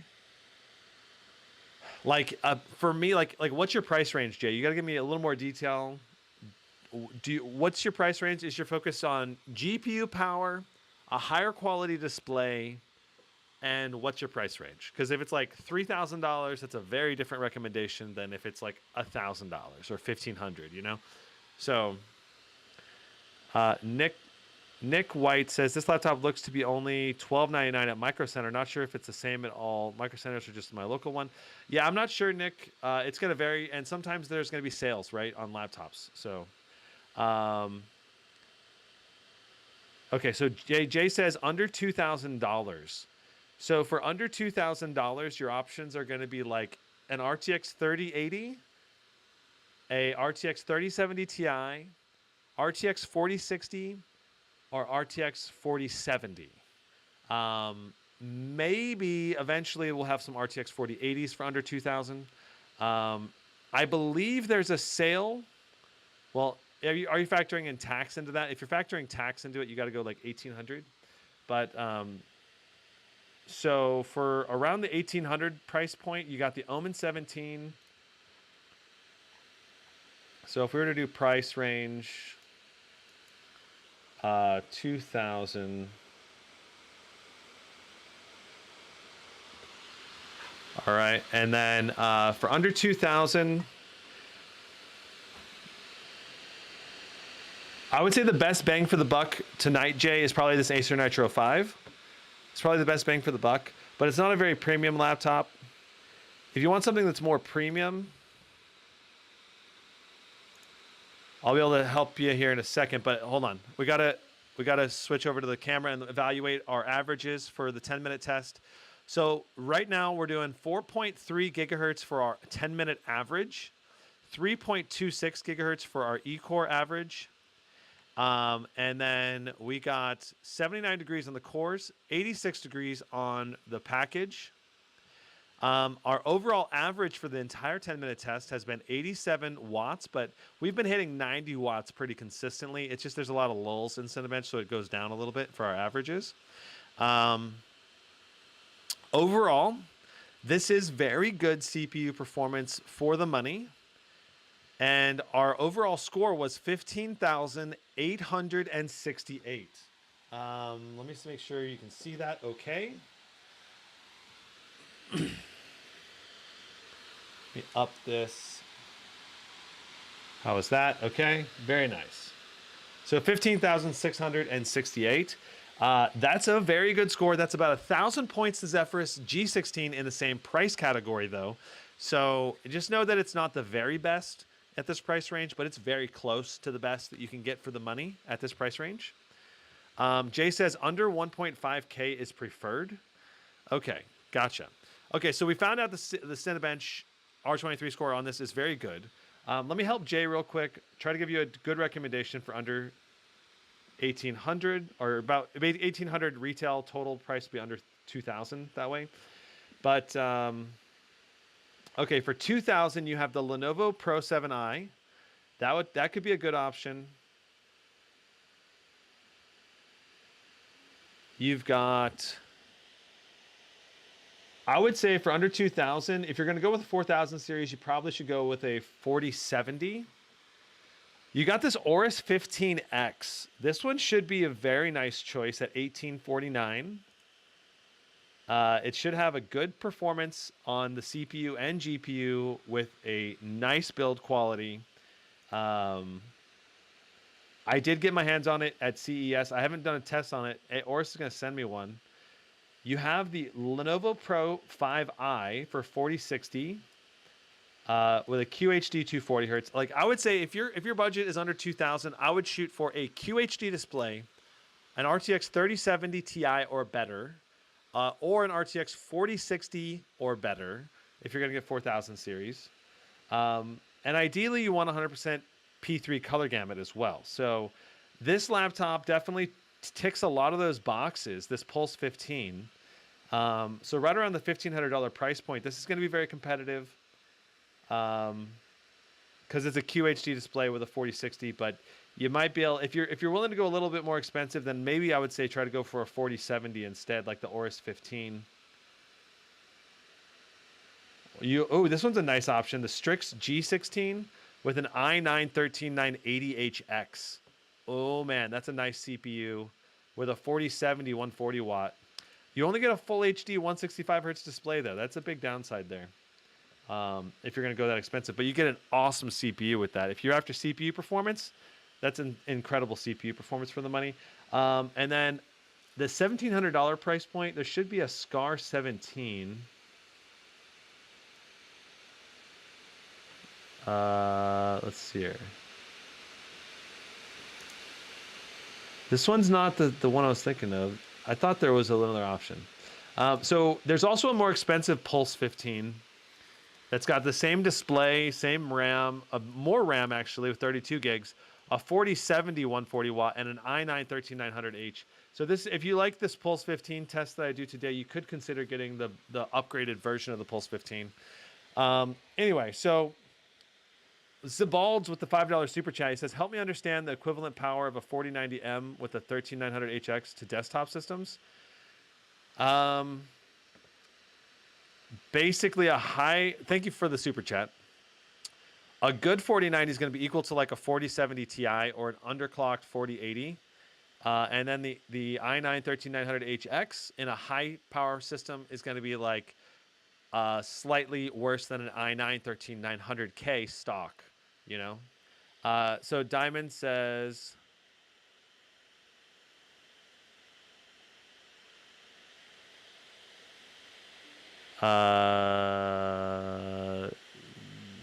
sorry, Diamond, it's hard to follow what you're saying.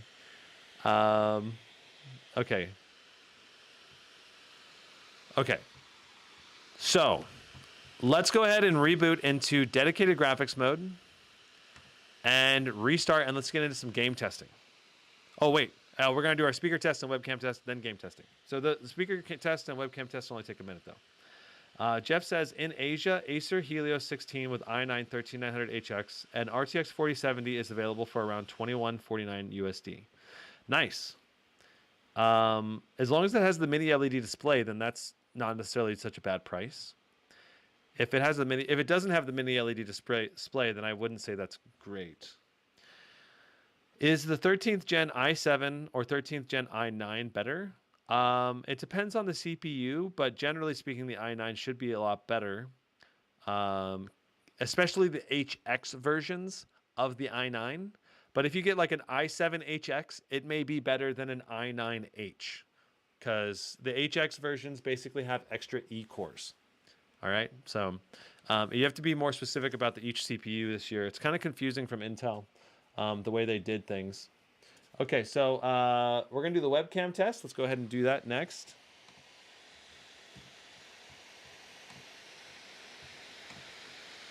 Okay, so there's our webcam. Here we are, we're talking on the webcam, and it's a maximum good lighting for me, but the image is pretty grainy, and it's pretty noisy. And it's not that high a resolution. I believe it's only a 720p webcam. So this webcam is going to be very bare bones. So that's pretty much what we're expecting. But you can tell the images there are not that great. It'll work for a Skype call, but not much else. Zabalds, welcome to being a channel member. Thanks, dude. I appreciate the support.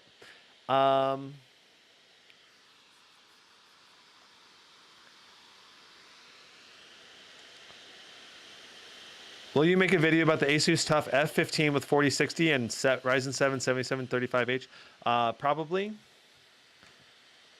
We'll have to see. I don't know if I'll end up doing that exact combo. I've got a lot of laptops I need to test. So, okay, so we're gonna go ahead and turn our speakers up to the maximum.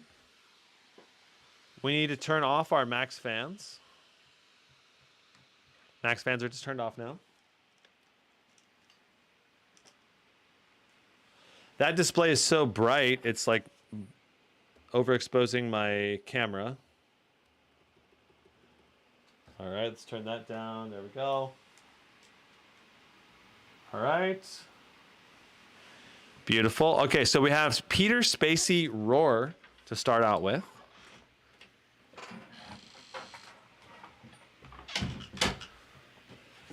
And I'm going to hold the mic about 10 inches in front of the laptop.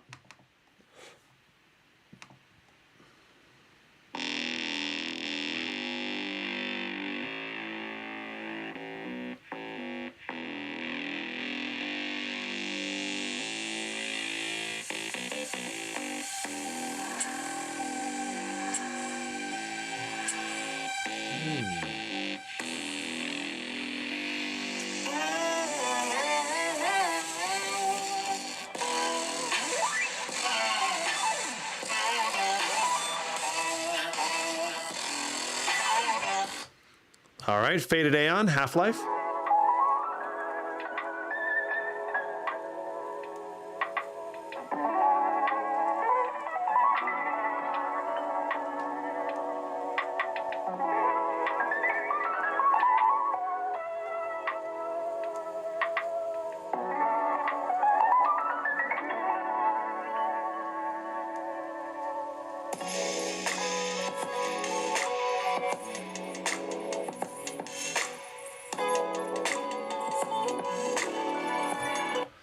Very nice. Deuce Williams, La La La.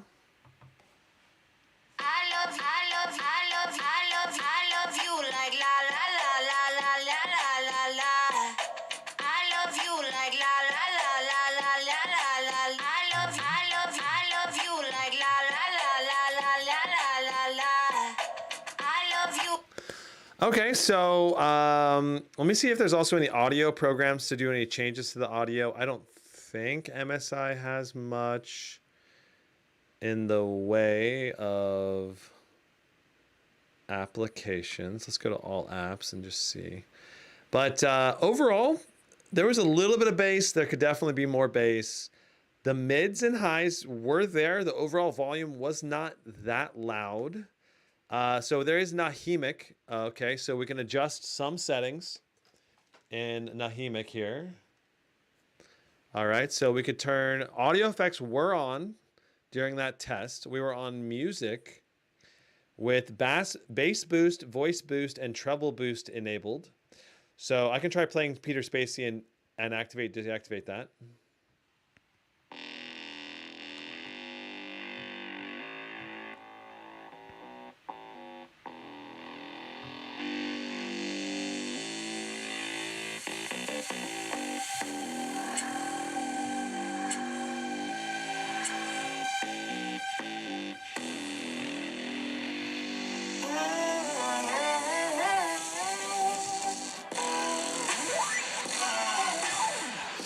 Okay, yeah, so you definitely want to have Nahimic on and enabled because it sounded way better.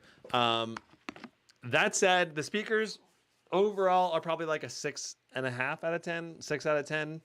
Not really that great, kind of your average gaming laptop speakers. They could definitely be louder. They could definitely be more punchy. They could definitely have better mids and highs. All right, so there's our webcam and speaker test. It's time to get into some game testing. I'm super excited.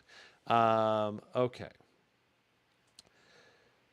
Christian Fernandez says, I'm looking at Alienware M16 with 4080, but I want to make sure if it's a good purchase. So I didn't really like the software on the Alienware M16. That was my issue with it. If you're willing to deal with janky software, it's not a terrible buy necessarily, but basically the software is the biggest issue. Okay, so we're going to get into, let's first start out with some side-by-side benchmarks with my projector. And we're going to compare this against the Katana in 3 side-by-side QHD tests. Okay? We're going to do 16:10 aspect ratio for this test.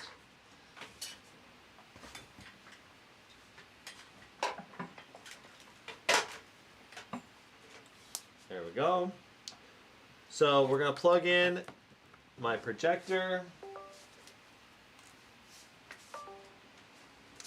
And what this is going to do is it's going to let us test at the matching resolution to the Katana, which we tested at 16:10 aspect ratio.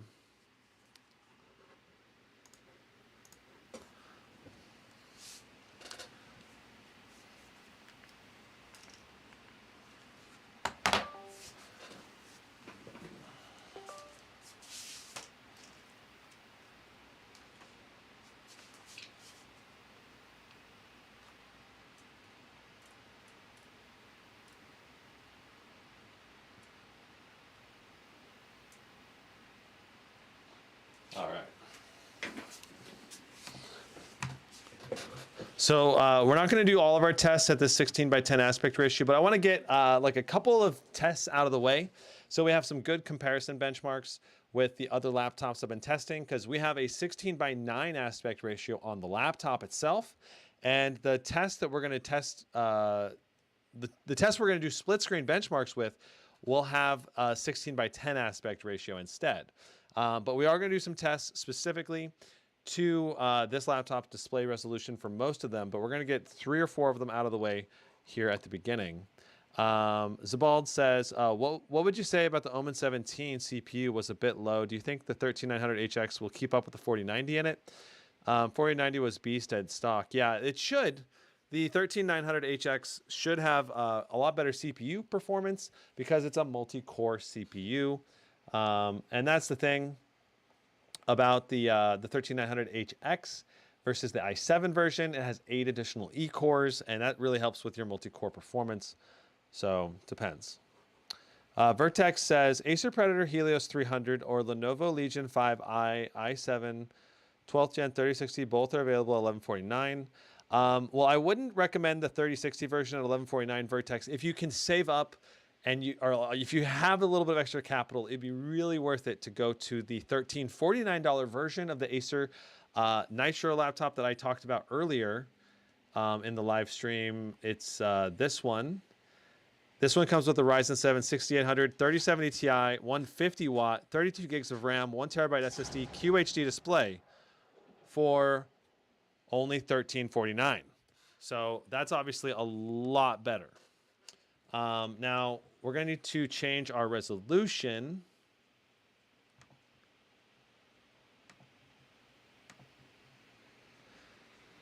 So let's see here. Let's quit this game. There we go. Display settings. There we go. So we need to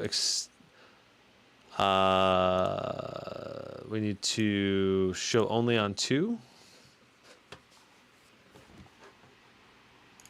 Keep changes. Beautiful. All right, and we need to reduce our resolution. We're right now at 4K.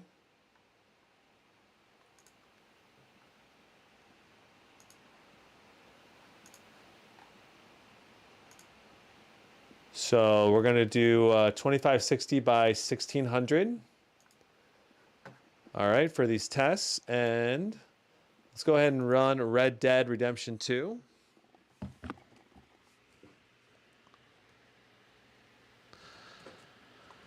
All right, and I need to go to my split screen view.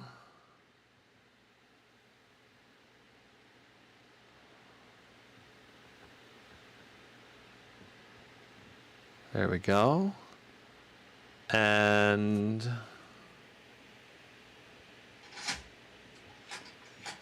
we're going to do that. We're going to do that.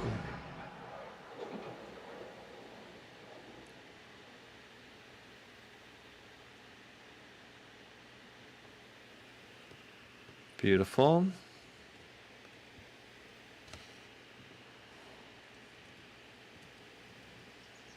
Sizable jump between 4070 and 4080 in this generation. Cool.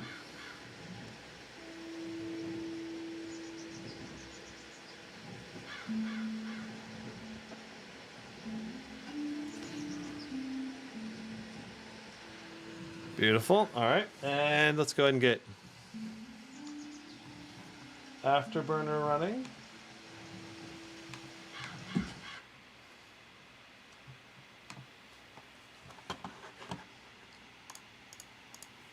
So we're just going to do these 3 benchmarks on the 16:10 aspect ratio.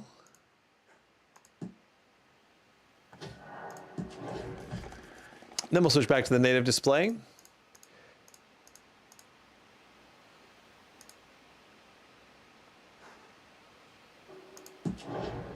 I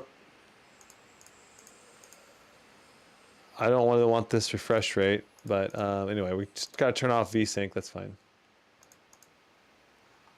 All right, and we got to turn up the graphics to the max. We'll apply all those changes. Beautiful. So many different settings. Got to make sure they're right on this test. All right. Sweet. So I think we're ready to go ahead and do our test now. Let me get the camera positioned correctly.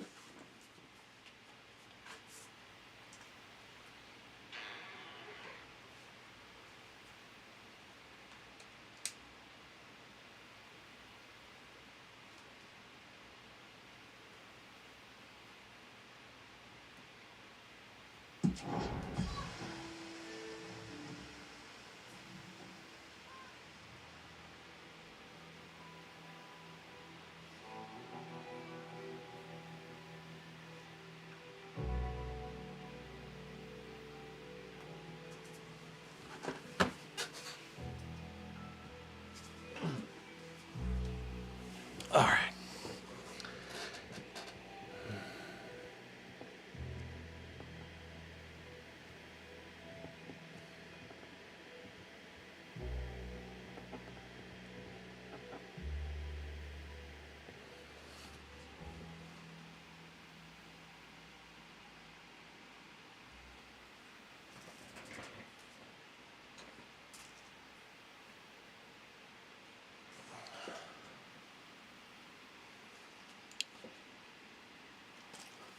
So on the left side of the screen, we're gonna have the Katana 15 4070. And on the right side of the screen, we're gonna have the Pulse 15.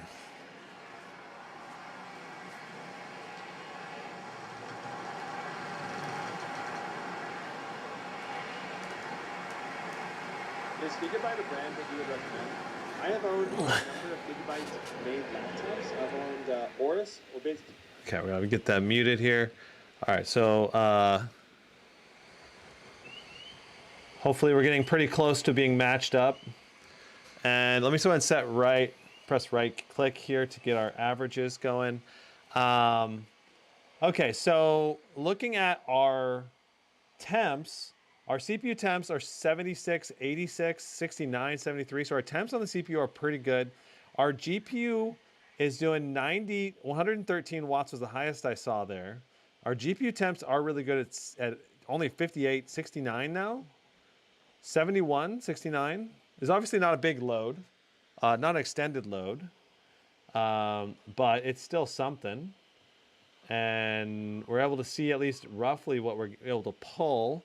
I saw 112 watts on the GPU there for at least part of it. Our GPU, CPU temps are obviously very good.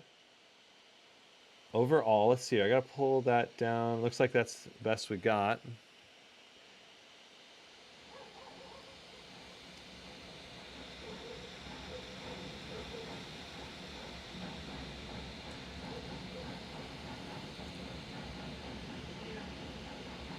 There we go. Okay, so now we're getting all the data on the split screen there. That's better. Okay, so our temperatures are better on the Katana, which is interesting. Our wattage pull is higher on the RTX 4060 on the Pulse 15. That's an interesting thing to note. And it's obviously much better.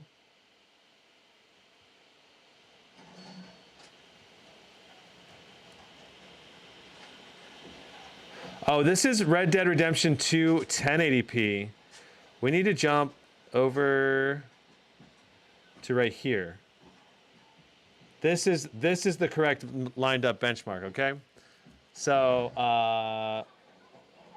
let me zoom this in a little bit better.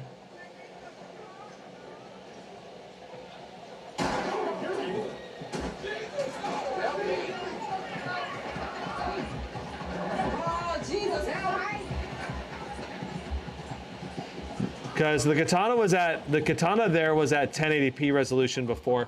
Now we're both at QHD plus 16 by 10 aspect ratio. So you can see the Katana's doing 59 FPS. In the same scenario,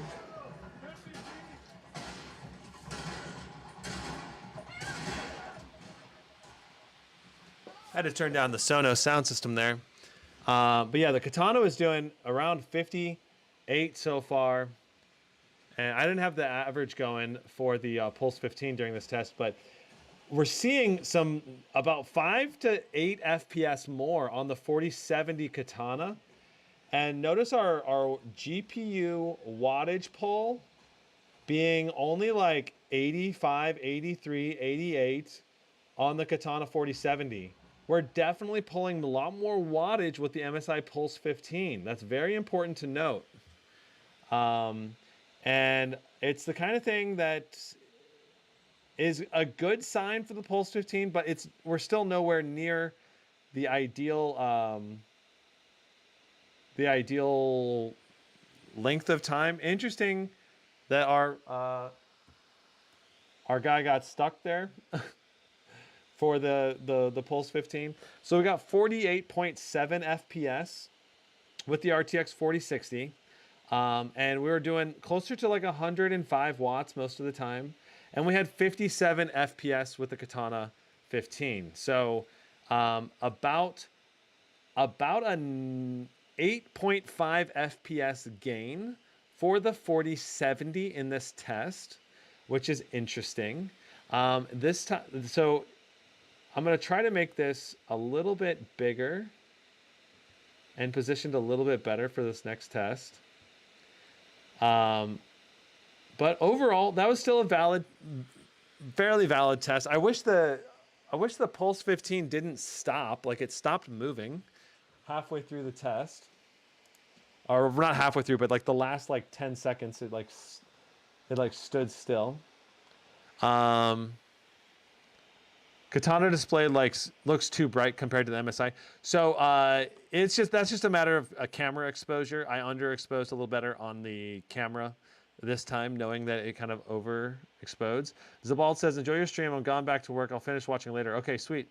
Yeah, the camera. I had to get it capturing better in the middle. I wish I had been able to capture a little better earlier, but still, I think that's still a very valid test. You're at least within a 1 or 2 FPS of the final number. So let's move on. We're going to keep moving on to more tests. We've got, next up, we have the Cyberpunk 2077. All right. So beautiful. All right. And so I know the Katana 15 is a little overexposed right now, but that looks pretty good. All right, so we're gonna go Alt F for this. All right, and we're gonna go ahead and open Cyberpunk 2077.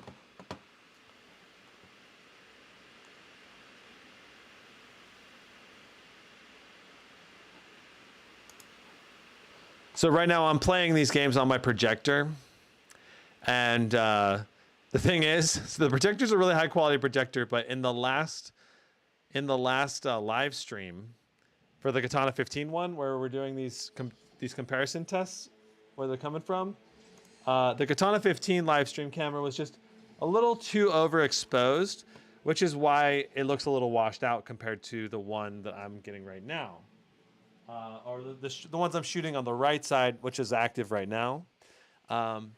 It's the best we got. As long as we can see the numbers, then I'll be happy, because it really all comes down to the benchmark numbers themselves right now. So just know these tests were not done on the laptop display, so that way we can have the exact same resolution and frame rate. So we're going to do full screen.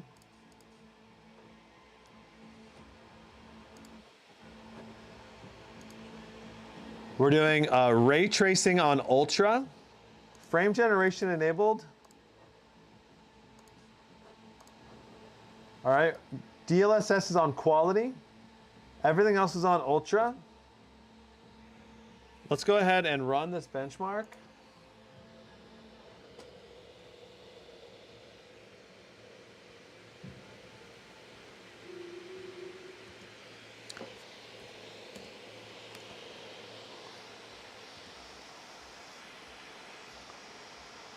So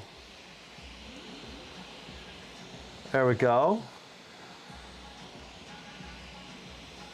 That's looking good. Okay, so our current FPS right now, wow.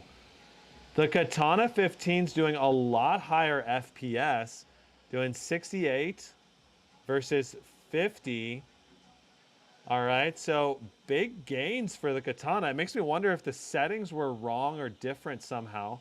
Let's just focus on the CPU and GPU temperatures right now. The Katana 15 doing better CPU and GPU temps, but the GPU is pulling about 20 more watts on the Pulse 15 than the Katana in this fairly CPU GPU heavy test. And the CPU is also pulling more wattage on the Pulse 15, or at least it was for parts of it. It seems like it goes up and down a little bit between the two on the CPU, but it seems like most of the time the Pulse had slightly higher CPU wattage. So let's just verify that all of our settings were the same. Okay, so the Katana 15 had the setting on auto for DLSS. That's why it was faster on the FPS.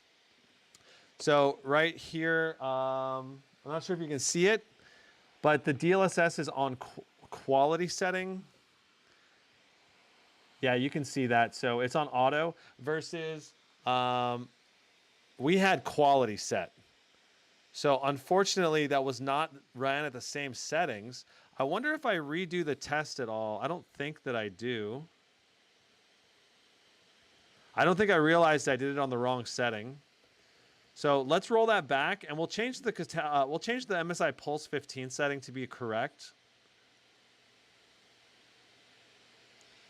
And this is because Cyberpunk 2077, it's so annoying. The Cyberpunk 2077 has the settings revert back from quality to auto, which basically makes it like a balanced DLSS setting. But I'm gonna just set it to auto on both, and that way, hopefully it'll test it exactly the same. If the game does it, hopefully that it'll down and up clock it according to its needs. All right, so let's go ahead and run it benchmark again. We're gonna run it back. We want it to be as similar settings as possible. I hate doing auto because it's hard. It's like kind of giving some control over just to a computer to decide what the DLSS quality level is, but it's the best I can do. I believe it's going to be equivalent to balanced mode.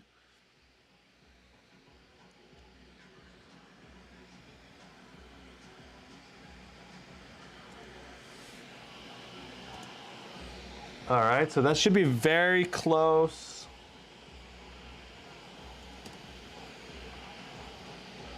All right, so that should be the same settings. Now, we're getting a lot more comparable frame rates.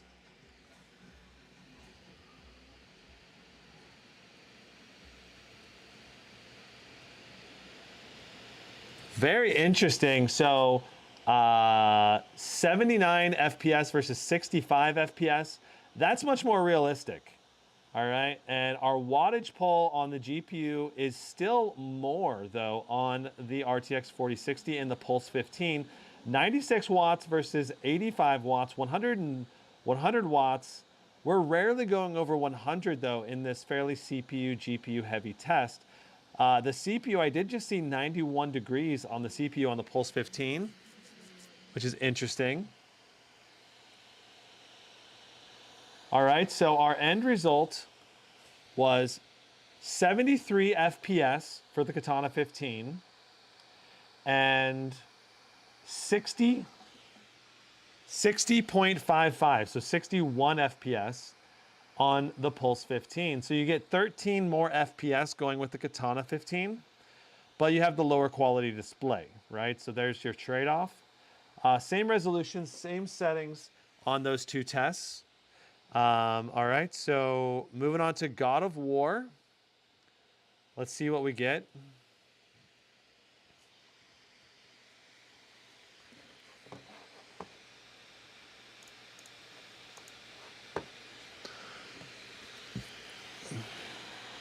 Peterson R says, how is the GPU usage better on the Katana with the CPU that is more worse than the Pulse 15? I'm not sure, Peterson. I'd have to see exactly the situation you're talking about. But I saw pretty high wattage, at least, being pulled on both. And the GPU utilization may not always be perfectly accurate. That also doesn't get updated perfectly real time. So you might see it like slightly different timings between the two as the tests go on. And in general, I would say it usually shouldn't happen like what you just described. But okay, so you can see we're 2560, 16 by 10 is what we should go for. There we go. 2560, 16 by 10. All right. And then our graphics, we're on all ultra. Excellent.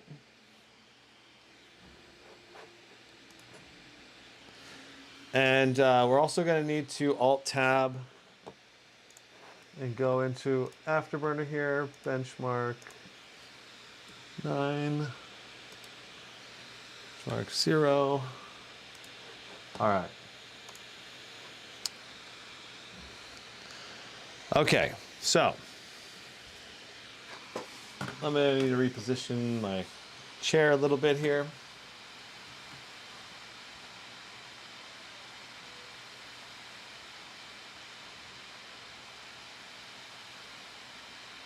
All right, so here we are, God of War. We're almost ready to do this test.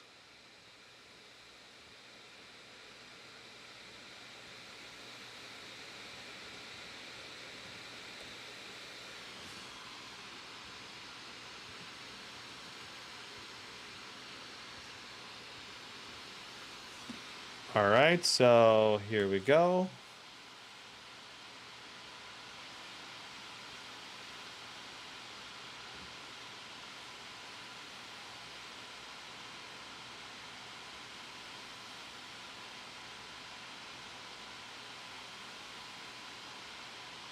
$55 FPS versus 65 FPS.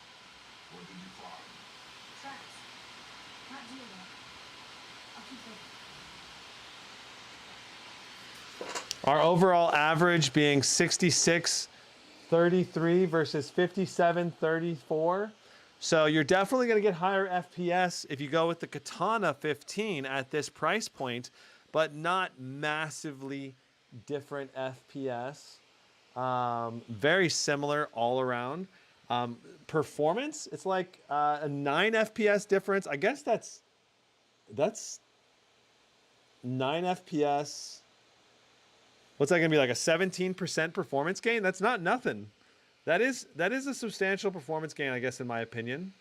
But not like night and day. You know, I wouldn't expect it to be night and day. 4070 to 4060 is going to be, I don't know. That's a tough one to decide whether that's worth it or not. But okay, LSP.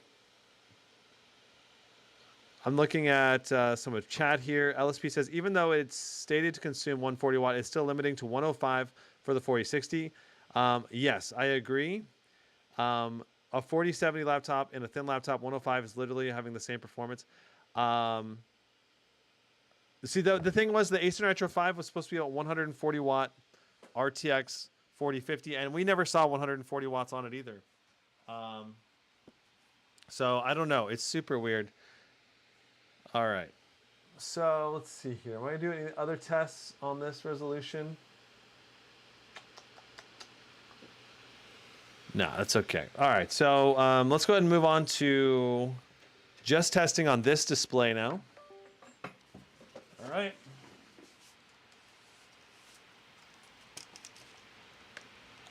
So we're actually going to point the camera now at the Pulse 15 display.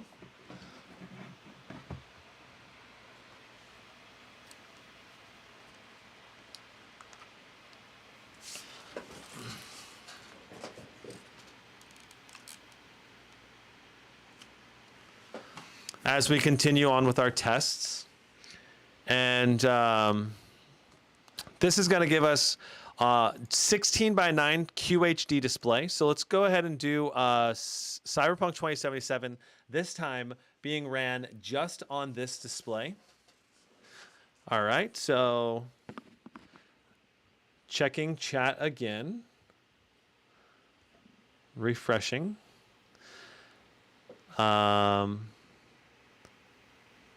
Sakor says, would you suggest this or the Katana RTX 4070? So I still think this is the better buy at $1,500 because of the better display. Unless your plan is to just use external monitor. That's basically what I'm going to say. Because it's worth having the better display. I think the Pulse 15 is a better buy, almost for sure. Ian Webster says, sorry I missed the start of the stream, so apologies if this is already covered. Does even a Timespy benchmark make these GPU draw the full wattage? We haven't seen what the wattage will be like yet in Timespy. We have not ran Timespy. But I don't think that even Timespy is going to do it for us. I think we're probably gonna never see the full wattage, is my guess. Okay, so we're on ray tracing on ultra. All right, ray tracing on ultra. DLSS to quality. I'm just gonna make sure that this sets to quality because sometimes it doesn't. All right, so full screen. Let's go ahead and run this benchmark.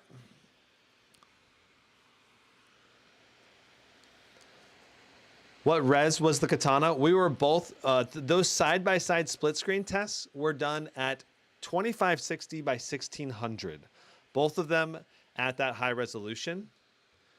So now we're doing 2560 by 1440p, which is a 16 by 9 aspect ratio. which is about 10% less FPS, which should make it a little bit easier to run Cyberpunk 2077. So looking at our wattage poll, I just saw 122 watts there for a moment. 140. I saw it. I saw 139. I saw 139.7 for a split screen. For a split second, we did 140 watts. Okay, so we're hitting really high GPU utilization. That's nice to see. 42 watts to the GPU, 45 watts, 130 again for a split second. So weird that it cannot pull the full wattage. Even though we're hitting really high GPU utilization, we're just averaging a little bit over 100 watts probably for our GPU pull. Between like 100 and 105, somewhere in that range.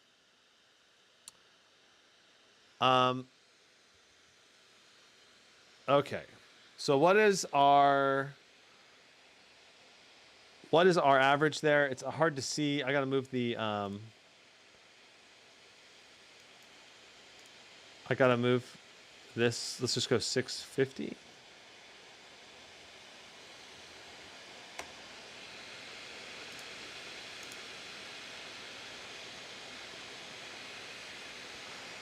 I think it said 50. I think it says 58 or 68, but I can't tell until I move this. 58.7. So 59 FPS on all ultra settings, QHD. All right. That is very, very good. Though notice that our VRAM is basically being maxed out. Let's try hopping into the game just a little bit. And we can run around and just see what kind of, see if we run into any VRAM issues or stuttering in our gameplay. Think of buying the Steam Deck. Any thoughts? I think it's cool. I have not used my Steam Deck though, because if I have a nice gaming laptop, why would I use something?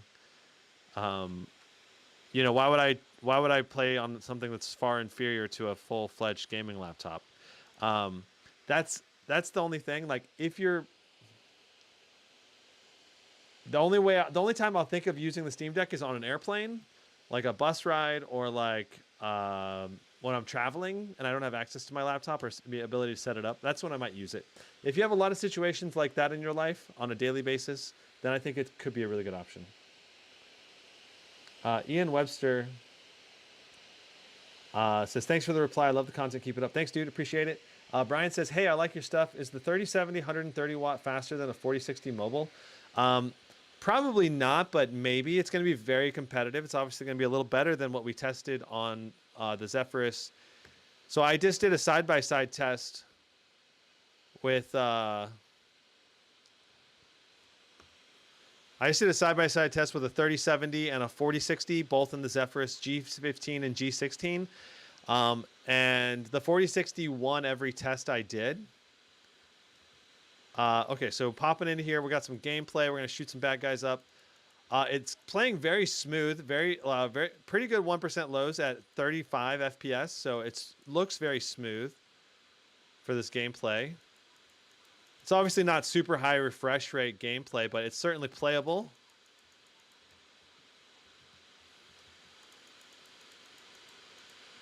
And very easy to aim. Dude, you're getting in the way.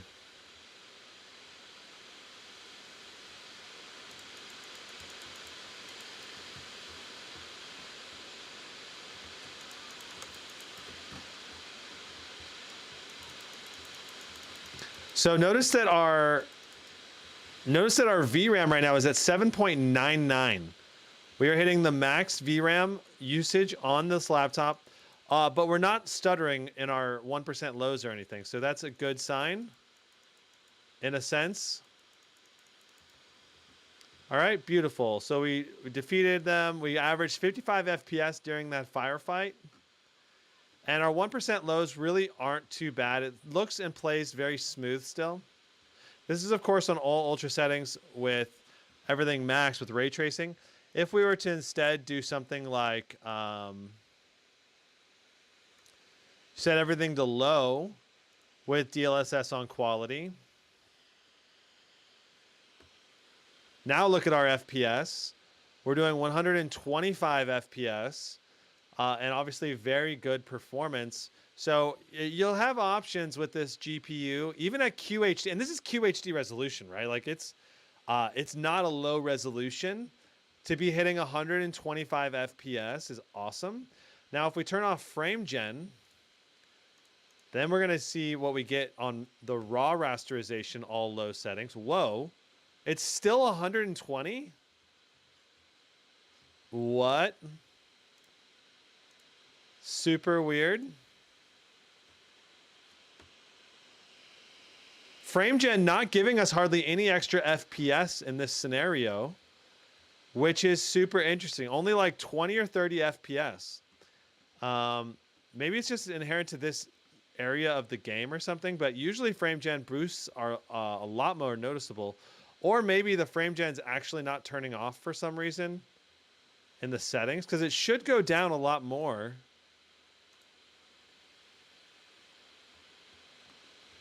My guess is frame gen's not turning off.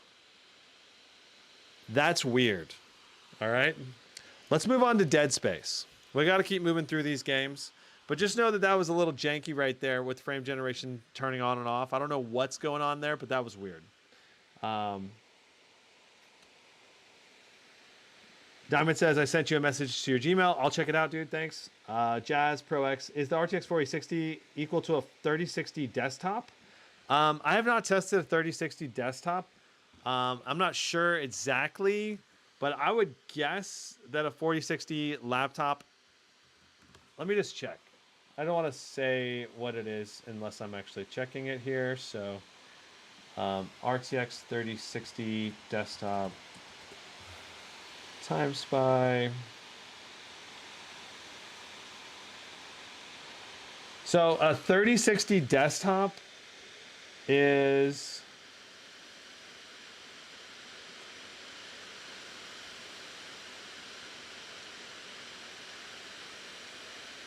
checking.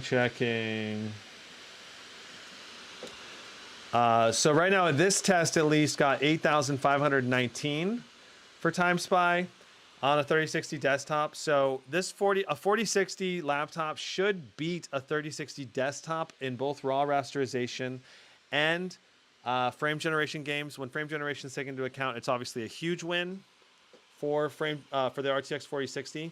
But it's gonna vary a little bit from RTX 4060 to 4060 because the MSI Cyborg 15 at only 45 watts is not going to beat a desktop 3060 in raw rasterization. So it's gonna vary, but a good 4060 will beat a good desktop 3060.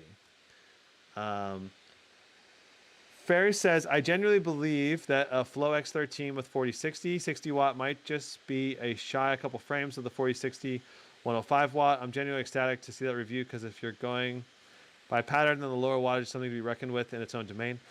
Yeah, so you definitely do have huge performance gaps, I think, between a 4060 low watt, only a 60 watt versus a like 100 watt or 120 watt. It's definitely going to be a fairly large performance gap, but you're still going to get playable frames on only a 60 watt. Like it's still going to play games really well, you know? So you got to keep that in mind, that it's going to vary. I guess you got to keep in mind that the performance gap will be big between a 4060, 60 watt and 120 watt. But both will still hit playable frame rates in the vast majority of games, especially when factoring in DLSS and frame generation games. Then it'll hit really, really good frames. It should hit good frames without those, though, in basically every title. All right, so we are doing DLSS on quality, ultra quality preset. All right, this is QHD. Plus, this is just regular QHD. And we got to change our location of our text again to be 600. All right, I think it's actually 500. Cool. All right, so here we are. We are in dead space right now. This is going to be interesting because this is a very CPU heavy game, and sometimes you don't get full GPU utilization in a game like this. It's interesting that we're only getting 65 FPS in this scenario. Oh, it's because we're getting QHD resolution. I was going to say, I could do a 5-way. I could show you the 5-way performance comparison. Like I know the Zephyrus G16 did about 84 FPS at 1080p, but we'd have to switch our resolution down to 1080p, which we could just do that real quick.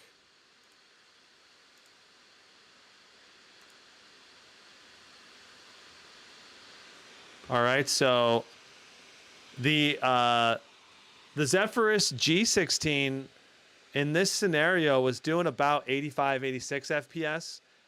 And so this is very similar performance. This is actually just a little bit higher than the Zephyrus G16. Right now we're doing 91 FPS. So this is some great performance, actually, better than the Zephyrus G16, which is kind of what you'd expect. It's supposed to be a higher wattage, and it does have faster RAM.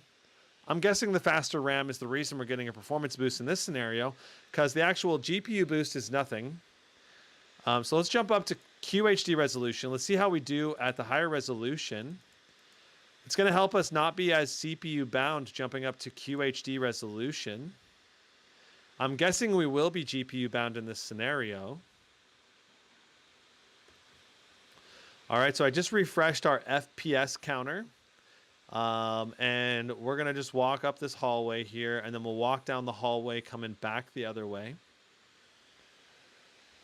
Brian says, is a 4090 worth? Is a 4090 worth? I mean, if you've got the money for it, I think it's pretty awesome. But a 4080 is probably the better sweet spot for most laptop models if you're looking to get the most bang for the buck. Am I going to review the Legion Pro 5i? Yes, I will eventually. Whatever work says, I currently run the GP663070 laptop. I was thinking of selling that and getting an upgrade. This one looks nice. Yeah, I mean, I think that if you are going to upgrade your laptop from a 3070 or 3000 series to a 4000 series, if you upgrade it, at least make sure you're getting a good quality display. Now, we're obviously not getting the full 140 watts to the GPU, which is a little sad because I was hoping we would see that in this laptop, but we're not. All right, so we're going to go ahead and refresh this, and we're going to walk the walk. We have a new set of benchmarks there at the top. You can see that we're doing very high GPU utilization. We're not being CPU bound in this scenario, but we are utilizing a high CPU wattage. So our FPS is going to be limited as a result because our GPU is being limited down to only 85 watts approximately right now, which does not let us boost to the full GPU potential. But at least at QHD resolution, we're still going to get well above playable frame rates in dead space on all ultra settings. You know, so that is very nice to see. So we ended up with 70 FPS, 31 for our QHD ultra settings, DLSS enabled on quality. And looking at our temps are also very good right now, right? They're not bad. They are pretty dang good. I'm just going to double check. We are in extreme performance mode. Cooler boost is enabled. Okay, just want to make sure we were good there, and we are. We've been on the right settings. Okay, so overall, you should be able to play Dead Space, no problem. Let's move on to Dying Light 2.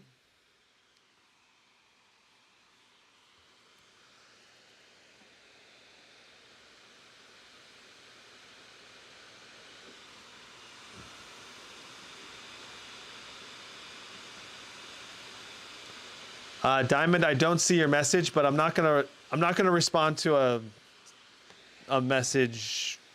Like, it sounds like a business proposal is what you're wanting to send me, and I'm not gonna respond to that live on air. So I'd have to respond to that with email. Mara says, "How's it going? How's is the laptop good?" So, the laptop's a little bit disappointing to me in the sense that our TDP wattage on the GPU has not been as high as I ideally want. The display has been fantastic. The display was everything that I hoped and dreamed it would be. So I like that. I still think this is a laptop that I can recommend, but I don't think it's going to be like my #1 pick at 1500 because of the fact that the GPU does not boost as high as I really would want. And it's also not a 16:10 aspect ratio display. But I haven't tested anything better. This is still going to be the best thing I've tested for under 1500 in terms of display quality meeting graphical performance. Like this is, if you're after a better display, like a QHD display with an RTX 4000 series, this is the best thing I've tested so far.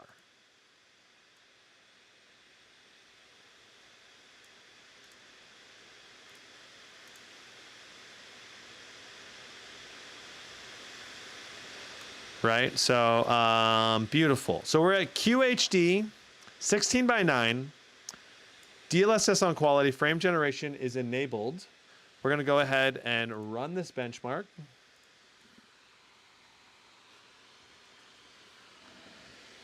Okay, so Mars says, lower tier than GP series, so 16:9 would give it better FPS. That's true. If you're just after FPS, you're going to get better FPS in a 16:9 aspect ratio laptop versus 16:10 because it's slightly less resolution, but it's also less display, usually with a bigger bezel, right? So you get a bigger bezel, which means less display on the laptop for its size, which I think is not ideal, right? That's not great. So Baka says, better TDP 4060, better than a lower TDP 4070. We don't know that yet, Baka, but maybe, depending on how low the 4070 TDP is. Like if it's a medium 4070 TDP, it'll probably be equal to a high TDP 4060. But it all depends on, I'm not sure at what TDP levels the 4060 passes the 4070. It will pass it at a certain level. Like if it's a 45 watt or 60 watt 4070, then this 105 watt, 107, 110 watt, this might beat a 60 watt 4070 or less. But if it's at least 75, 80, 90, 100 watt 4070, it's probably still going to beat 140 watt 4060, I think. But we actually got to do the tests to find out. Like that's probably around the ballparks if I were to be guessing off the top of my head.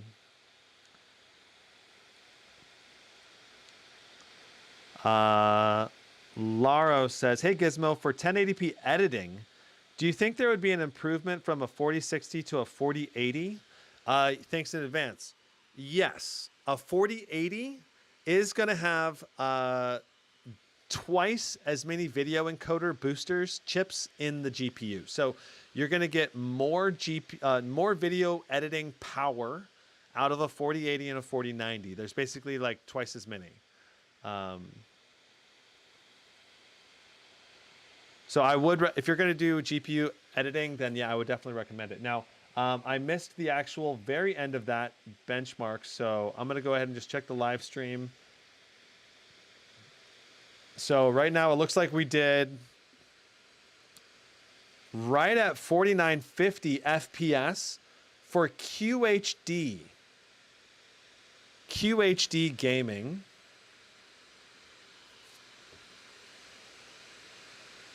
Interesting. And the default dying light counter said 48, which is interesting.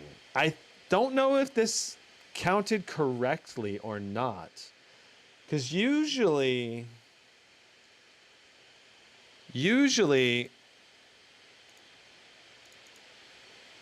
yeah, frame generation was off during that test. I was going to say it should be higher than that. Frame generation was off. I'm going to save this. I'm going to click yes. I'm going to just double check. We'll try to benchmark one more time. If this doesn't work, I'm going to restart the game with frame generation enabled, and then hopefully it'll activate. This may be the same thing as Cyberpunk 2077, where frame generation doesn't want to turn off unless you restart the game, or turn on unless you restart it.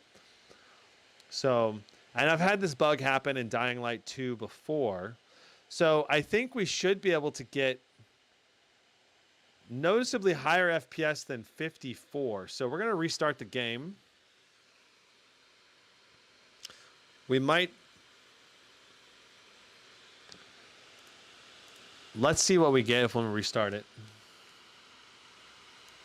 This is why it's so important as a... when you're following benchmarks of other people, benchmarking things, if they're not paying attention, you may end up with very off benchmarks from a setting not being applied that's a crucial setting like this. Can an i9-13900 be undervolted? If it's an HX processor, it can be undervolted, Peter, but not an H. An H processor, as far as I know, cannot. That's my current understanding. AVMKR. Hold on. I'll try to answer your question once we get started here. Full screen. Frame generation said it was still off. Let's try restarting the game. It doesn't want to turn on right now.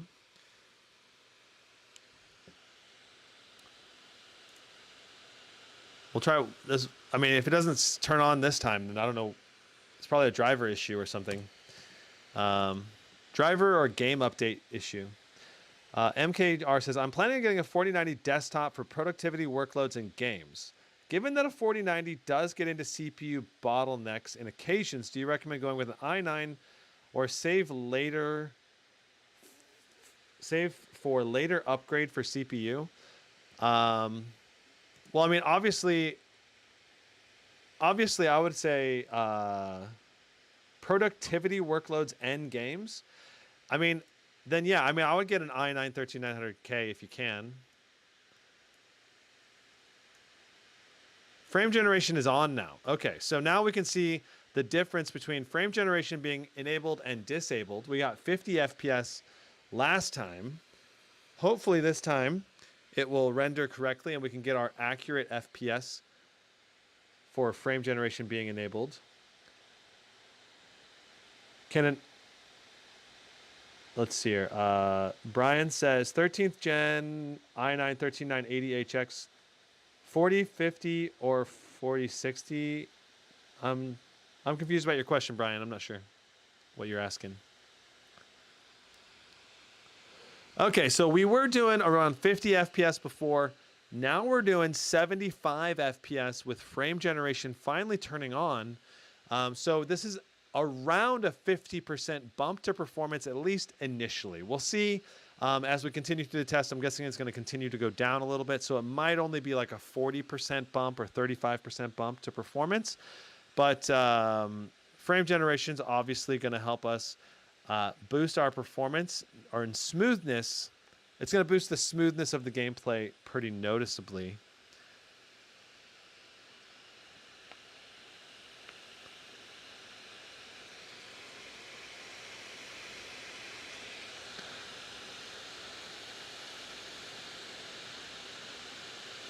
So Brian says i9-13980HX 4050 or i7-13650HX with a 4060. For gaming, I would go with a 4060 because the 8 gigs of VRAM is going to make a bigger difference to me for games than the i9 versus i7. But I mean, that's a huge difference in processor. I would doubt. I'm pretty sure the i9 would cost a lot more if you're. Also, that's a really weird pairing. An i9 with a 4050. What laptop is that? Doesn't make any sense to me. Like, why would you pair those two together? Raphael says, who's taking off? A jet engine sound. Yeah. Actually, the fan noise on this laptop is not as loud as the Katana 15. I'm noticing that it's a fair bit quieter. I'm guessing this is around 56 decibels. 55 to 56 decibels. All right, so we ended up with 73 FPS, 36 for our 1% load. That 1% load doesn't really matter that much. And notice now that our number is a lot different from the number that Afterburner counted was basically double that of what the game counter counted. But 73 FPS in Dying Light 2 at QHD resolution, all ultra settings with ray tracing enabled. Of course, frame generation also being enabled. Extremely playable, smooth frame rate. Good experience all around. Let's check out God of War with QHD resolution instead of 16 by 9. Wings of Goats 3070 versus 4060. What is a better value? I would definitely buy a 4060 if everything else is the same. I actually just tested this a couple days ago. The 3070 was slower in raw rasterization performance by anywhere from basically tied to 10% slower. When ray tracing was enabled, it was 20% slower. And then when frame generation is being taken into account in those games, you are looking at like a potential 100% boost to performance or to FPS rate, to smoothness, to visible smoothness in the gameplay. It was a huge difference when you have frame generation in those games. So just know that if you're getting a 3070 though, if you go with the 3070, say a 3070 Ti or a 3080 or a 3080 Ti, you want to make sure you're at least getting a better feature set for the same price, like better keyboard, ports, CPU, display, all of that can also potentially be a big difference factor when you're talking about RTX 3000 versus RTX 4000 GPUs. So don't just look at the GPU alone. You got to factor everything together.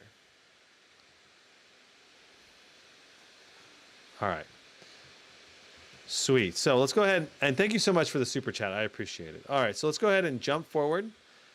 See this test at 16 by 9 aspect ratio now instead of 16 by 10.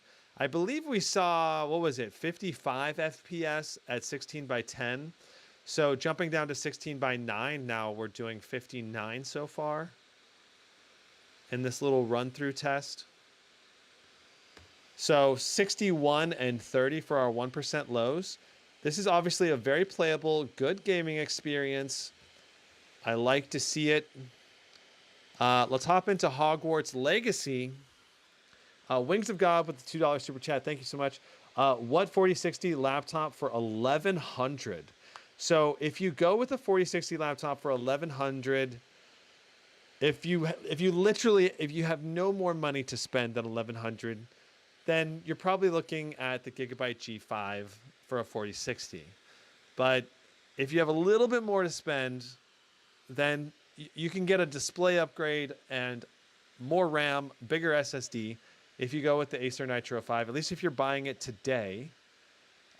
This is the top deal right now, under $1,500, in my opinion, because you have 32 gigs of RAM, 1 terabyte SSD, and a QHD high quality display for $1,349. But that deal is not going to go for very long. It's going to be sold out. So for a more longevity deal, you have the Scar 15, the Legion 5, Katana 15, Zephyrus G16. I went over all of these earlier. The Pulse 15 is definitely one to consider in this price range.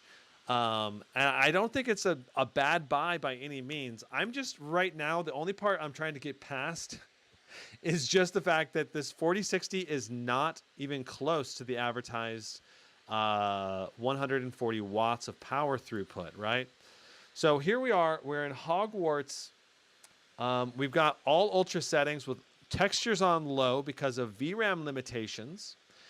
And we'll see. I believe we're going to run out of VRAM at QHD resolution. I don't know if we'll run into VRAM stuttering necessarily. We definitely would if we had textures on ultra, but probably not on low. We'll have to see. Peter says, can you do at least one racing sim test? I don't have any racing sims installed. I might consider adding one of those to my testing suite at some point. So here we are. We're in Hogsmeade. We are in one of the most demanding areas of the Hogwarts Legacy video game. Lots and lots of NPCs through here, which causes 1% low stutters, and then a very complex texture set. We're utilizing the maximum VRAM right now in the GPU at I mean, it says 7 gigs, but there's basically like a buffer wiggle room where it'll fill up before we actually use everything. But notice that our 1% low is not too terrible. 23 is not great, but we're not stuttering all the time. It looks pretty smooth from a gameplay perspective right now. I'll let you know if I see any other big stutters, visually speaking, and you'll probably be able to see them as well. But the key thing to know is that with an RTX 3000 series, even a 3080 is going to struggle here on these settings that we're currently on. So just know that. Let's go ahead and do a run through. We're going to run through to the end of Hogsmeade and see what our average is for our official run through test here. Right now doing 64 FPS, 31 for our 1% lows. Let's see what we get at the end. Again, not running into any texturing issues or VRAM limitation issues. As far as I can tell, everything is looking good. The quality of everything, the textures on everything is good for the low settings that we're at. Our actual wattage pull on the GPU, CPU, again, very CPU heavy area of the game. 52 watts, 45 to 50 something watts, 84, 85 GPU watts. Quick jump up to 115, 82, 85. So yeah, we're not maxing out our GPU wattage. We're not even fully utilizing the GPU because we're very CPU bound in this area of the game still. Even at QHD resolution, we're still CPU bound somewhat because of the complex nature of this area of the game. So overall, though, this is going to be a very playable experience and an enjoyable experience at QHD resolution. If you want a higher FPS experience, you can always turn off ray tracing and set settings to like a medium or low settings to boost your FPS up to the 100 FPS range. So there's a lot of variability inside of Hogwarts Legacy that you can take advantage of. Let's pop into Last of Us and see how we do in Last of Us.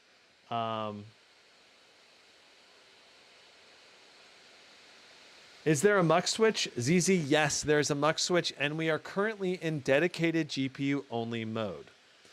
So it's nice to see that there's a mux switch and the lower price range. Sometimes you don't get a mux switch, right? So let's go to our graphics settings.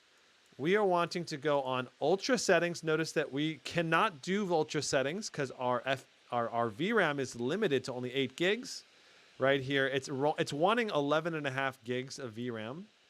So we're going to have to go down to textures here and drop everything down to medium. All right, and we're going to apply those changes. So medium textures, now it wants just a little bit more VRAM than what we have.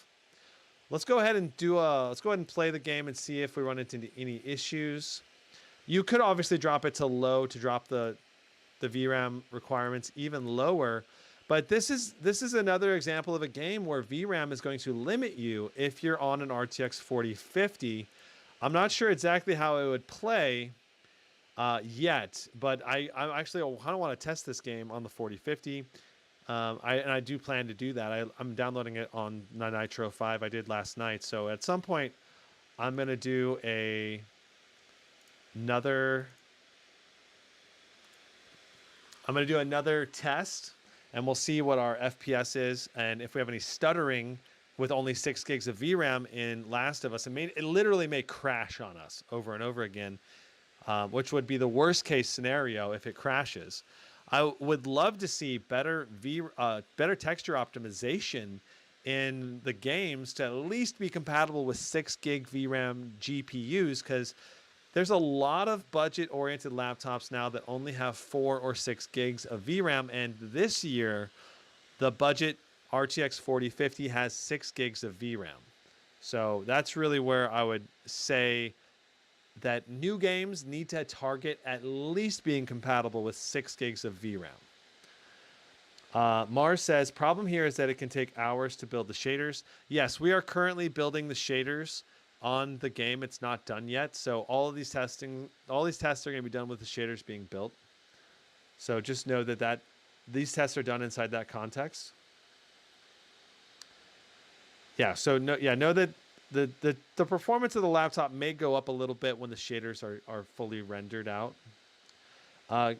Gravit says, is there any 4060 that has 8 gigs of VRAM? Yeah, all the 4060s have 8 gigs of VRAM, including this one. But the 4050 has only 6. So, yeah, the 4060s all have 8 gigs. All right, and notice that our regular RAM is being maxed at 15.5. Our VRAM is pulling 6.9, so we're not quite pulling the max, but basically pulling the max. Our FPS averages are looking pretty good, and the graphics here are phenomenal. But we're at the bottom barrel of playability, right? Like, you could play the game as long as your 1% lows are at least 30 and your averages are in like the 45 range, the game is going to look and play pretty good. All right. But right now we are also on ultra settings, right? And I mean, this looks gorgeous. Like the graphics look amazing in this game on ultra settings. And you could definitely enjoy the gameplay of this game as long as you're at least hitting these bare bones. The problem is, okay, if you're hitting this close to the playable barrier, like dropping below 30 is very likely in more demanding areas of the game. It's much better to be well above 60. It's much better to be hitting like 70s, 80s, 90s, because that way when you get to the demanding sections of the game, you're at least still getting like 60 plus. And then in the majority of the game, you're obviously going to be much higher than that. So I'm not sure if it's going to get better than what we're at, or if that was just a very demanding section of the game. Right now, our FPS average is 38, with our 1% low being 28. So, I mean, movies are typically 24 FPS. So if your 1% low is higher than 24, at least it'll be as smooth as a movie. For slower paced games, it's all right. It's not great for fast, twitchy type games. That's for sure. So, and that was a cinematic, right? Cinematics sometimes are higher FPS pulls than the actual gameplay. So when you actually get to gameplay, it might be better. So let's see what we're like now that we are in the actual gameplay. Because cinematics sometimes like they turn up the shaders and the shadows and raster post settings to be even worse.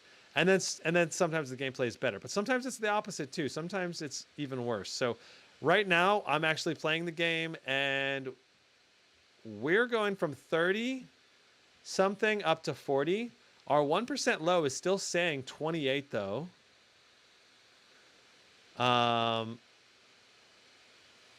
If we were to set everything to low, what would our FPS be? Can we get to a really optimal frame rate that's like above 60? And what does it take to get there? Let's find out.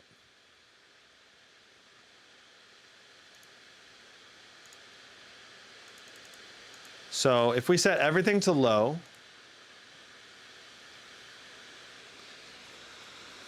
all right. So if we're on, everything's on low now, and wow, okay, our FPS jumped up bigly.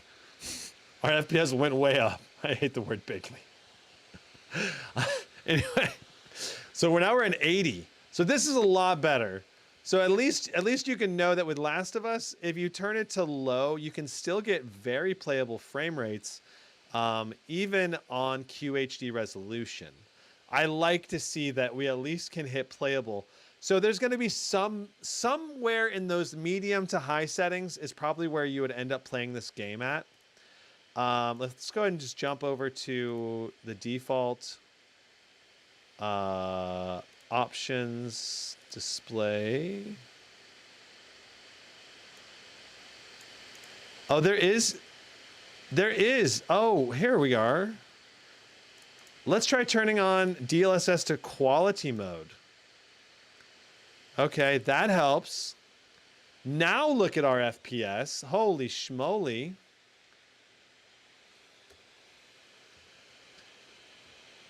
Now I bet we can run on ultra settings. Let's see. Let's go to graphics, ultra, textures. medium.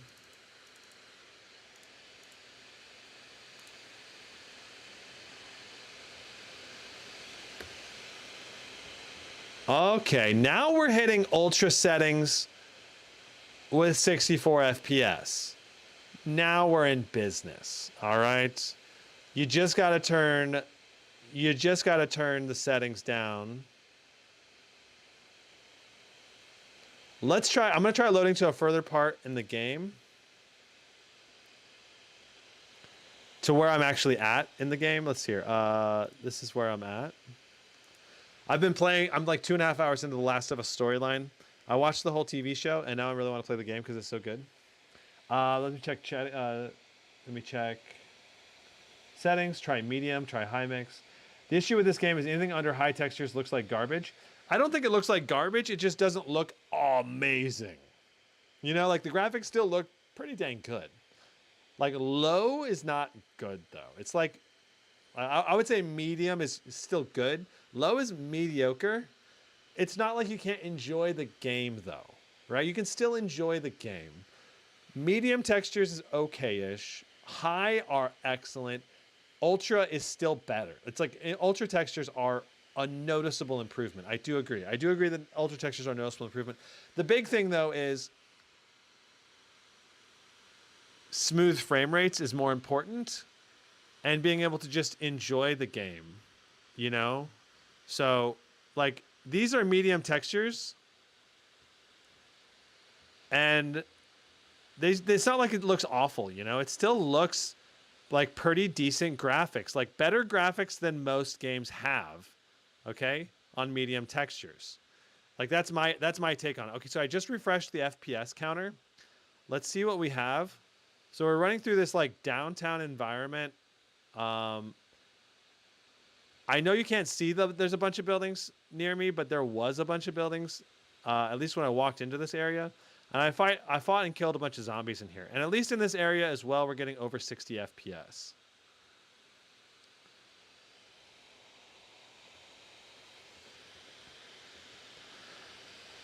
Like I would say medium's at least okay. It's above average graphical quality compared to most games. Obviously, high is better, and ultra is even really good. I mean, when you look at these textures, you can see the textures right here. Let me see if I can get the camera to expose correctly. You can see the details on the textures. They're still fairly well textured on medium right now. So yeah, Last of Us is going to be playable on this laptop at QHD resolution. That was the key thing I wanted to find out, right? So let's go check out Shadow of the Tomb Raider. Let's get through our last benchmarks. So we got Shadow of the Tomb Raider, Witcher 3, Apex Legends, and then 3D Mark. So 165 hertz, QHD, ray tracing on ultra, highest possible settings. Let's hop into the game.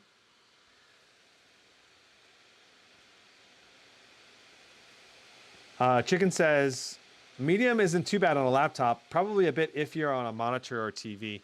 I suppose that's true, but even still, like, medium is like, I think it just looks worse in certain scenarios or when you compare very specific textures. But it's like low definitely is kind of noticeable that you're like, oh, wow, that doesn't look as clear. But you go from like low to medium. Oh, that's a big jump in performance or like the clarity of the textures. And then if you go medium to ultra jump, that's also, I think, going to be a noticeable jump. But the thing is, does it really negatively, in fact, impact your ability to enjoy the game? And I would say maybe a little bit, but not so much that you can't enjoy the game at all.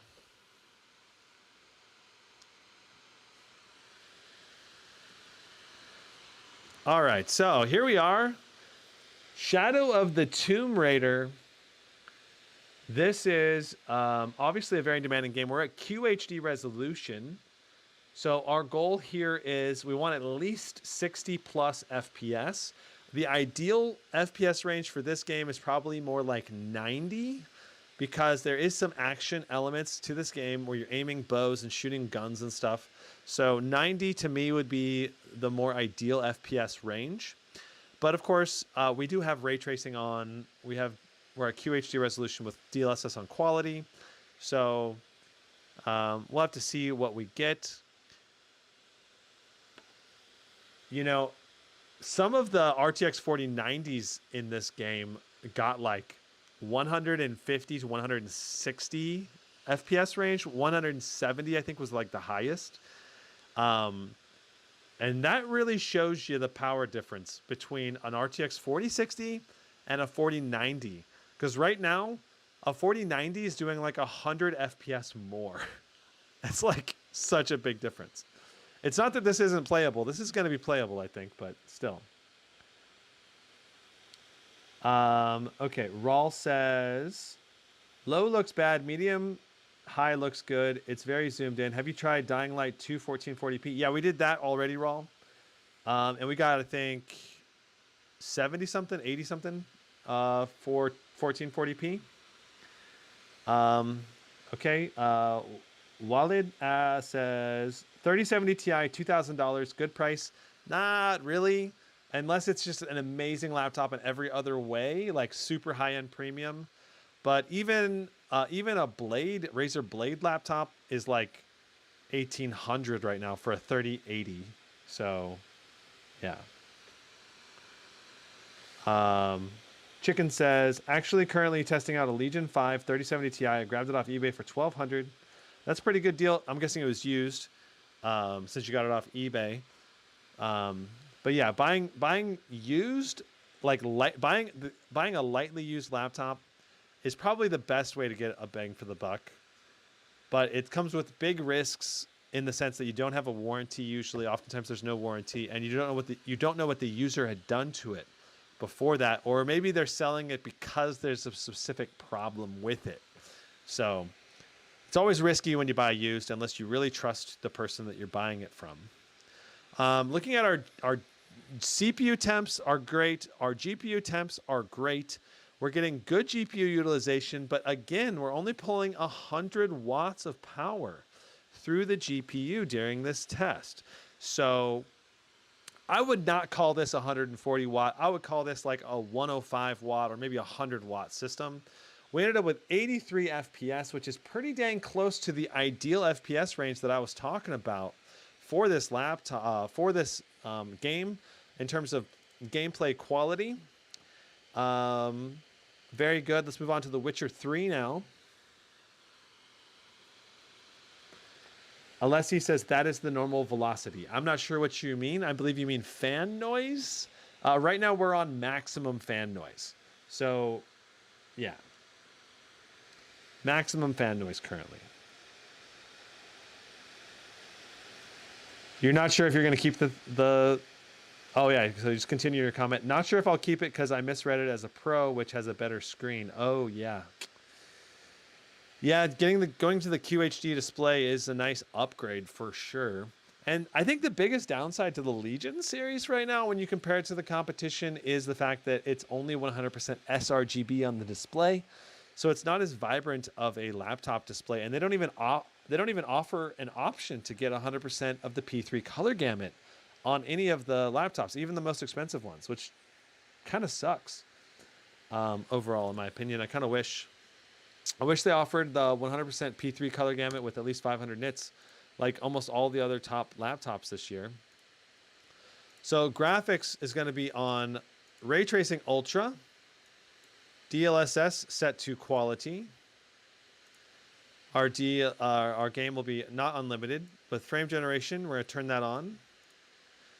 So I'm playing the game how I believe someone would want to play it if they owned this laptop and they wanted to get to the best quality settings with the smoothest gameplay.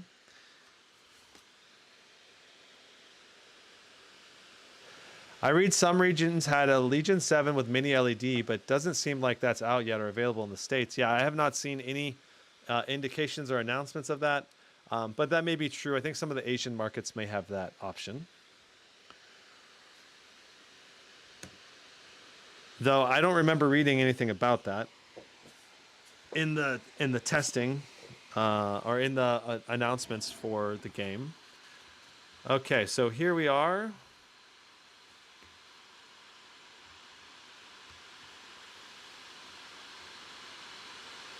It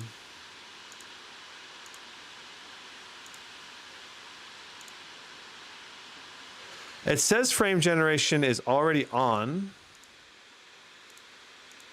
But I'm going to exit the game and just go back into it to make sure, because we've had several games bug out on us and not activate frame generation when we turned it on. I suppose I could always turn it off again and see if we have an FPS dip. If we have a dip in FPS, then yeah, it was on. But I just want to make sure that our test is valid.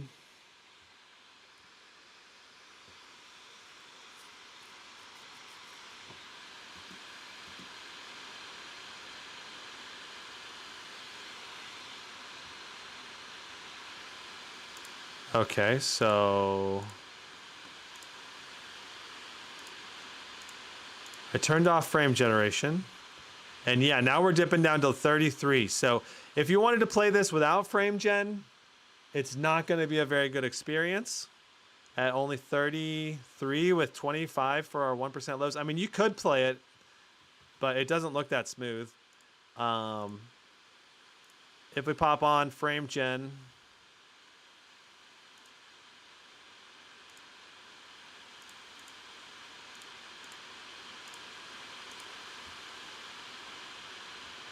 see, now this feels so much smoother.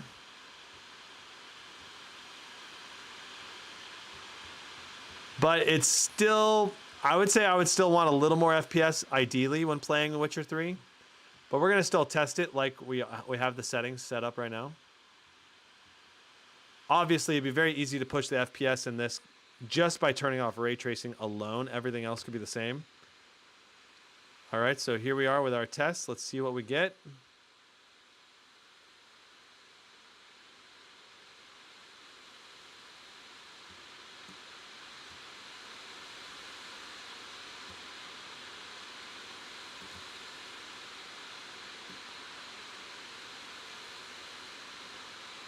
So right now we're averaging 56 with 33 FPS for our 1% lows. This is obviously very smooth gameplay. It's not bad by any means. But if I was playing The Witcher 3, I don't know. This is a game where, again, I'd probably shoot for more like 90 FPS as my playable target. So if this was me, I would probably go like, boom. So we ended up with 58, 28. Let's go to here. Let's just turn off ray tracing. So we just use the regular shadows instead of, so this is basically ultra settings. All right. And it may not look quite as good anymore, but look at our averages. Now we're shooting into the 85 simply by turning off ray tracing. And our 1% low is now 55, which is such a smoother gameplay experience. This is so much better. So this is how I would play this game probably. And that's just another example of how you can totally get incredible gameplay gains with the RTX 4000 series, taking a game that wasn't playable and making it super playable. Alessi says, I was asking about the velocity of the path of the last game, Tomb Raider. I felt that the video was very slow. I'm not sure what you mean by velocity of the path.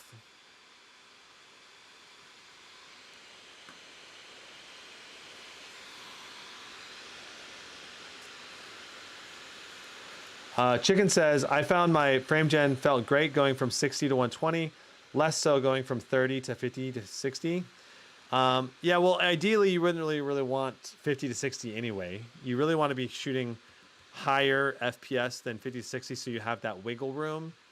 But yeah, frame generation in general feels really good. If you're getting, I don't know, I feel like with frame gen, you want to be getting ideally like 90 something. But it still helps. It still takes a game that's basically unplayable around the 35 to 40 range and can boost you up to potentially 60 to 70 range, depending on the game. And I found that to be really awesome. You know, it definitely can take a game and make it super playable and really a much better all-around experience.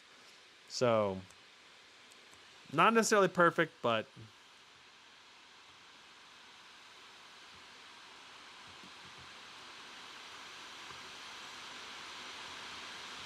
I would say a perfect FPS is definitely closer to 90, not 50 to 60 with frame gen. All right, so right now we are in QHD. We're gonna turn off our NVIDIA Reflex, and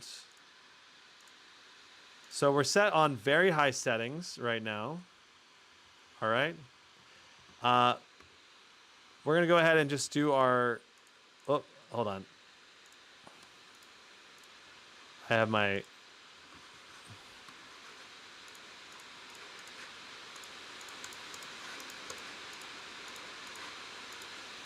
Okay, beautiful. All right, so I went ahead and refreshed the FPS counter at this point. And I gotta say, this feels really good, but our FPS is not high enough to max the screen refresh rate at these high settings. So it doesn't feel as good as it would if we were at a higher frame rate. So let's go ahead and set everything to low now.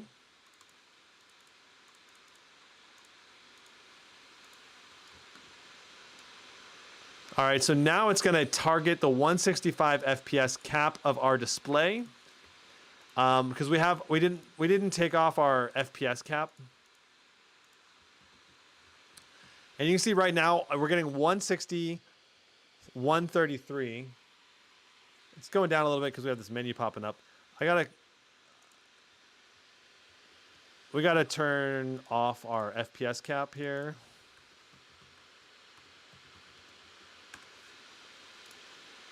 All right, so for low settings testing, we gotta take off the FPS cap. Saza says the CPU temperature is above 90. Is that bad? So it's not ideal, in my opinion, having the CPU temperature above 90, because you can sometimes get stuttering when it gets to 100. But in general, these CPUs are designed to go to 90. These CPUs are designed to go all the way to 100 degrees Celsius safely without taking any damage. But when it hits 100 degrees Celsius, the only downside is that it does not let you go beyond 100, right? So what it does is it has to thermal throttle your CPU, and when it throttles your CPU, sometimes that can cause a stutter to occur, which can negatively impact your 1% lows and make your experience not as smooth. So that's why, in general, I recommend keeping your temperature below 90 so you stay away from thermal throttling and what may ultimately cause low 1% lows. But depending on the laptop and the game that you're playing, it might not do that. Interesting. Let's see if I can change. Looks like the Apex Legends servers may be down right now.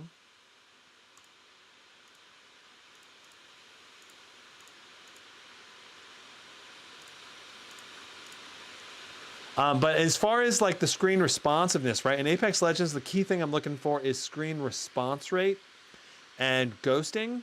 And I'm seeing no ghosting. I'm seeing very fast response rate, a very good all-around gaming experience with this QHD display.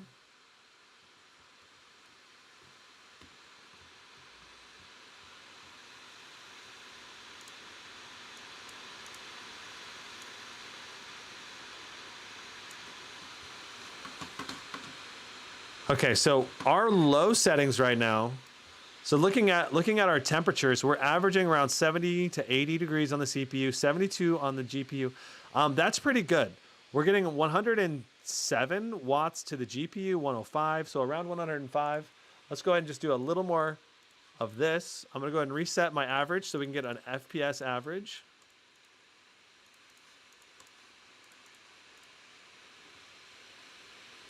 So basically right now with this GPU and CPU combo, we're able to do QHD Apex Legends with no problem, hitting basically our max FPS with our 1% lows also being 150, which is excellent, okay? So that is superb and makes this a very good Apex Legends gaming laptop experience.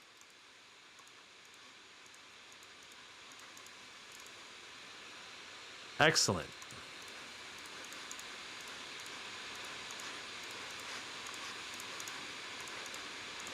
Yeah, I am able to aim, no problem. Sweet. So let's move on to 3D Mark Timespy and see what we get. No problem, Alessi. It's all good. Leonardum says, is the G18 Asus i9 13 Gen with 4060 for $18.99 worth it? I mean, you're going to be able to do QHD gaming on that. You're going to have to turn settings down sometimes because of the VRAM limitations. But that's an excellent CPU. You're going to get great CPU performance. If you're looking for something that can do phenomenal CPU performance on the go, that's one of the cheapest laptops with an i9 13980HX CPU. So I would say in that sense, it is super worth it. So here we go. We're going to get our Timespy score for this laptop.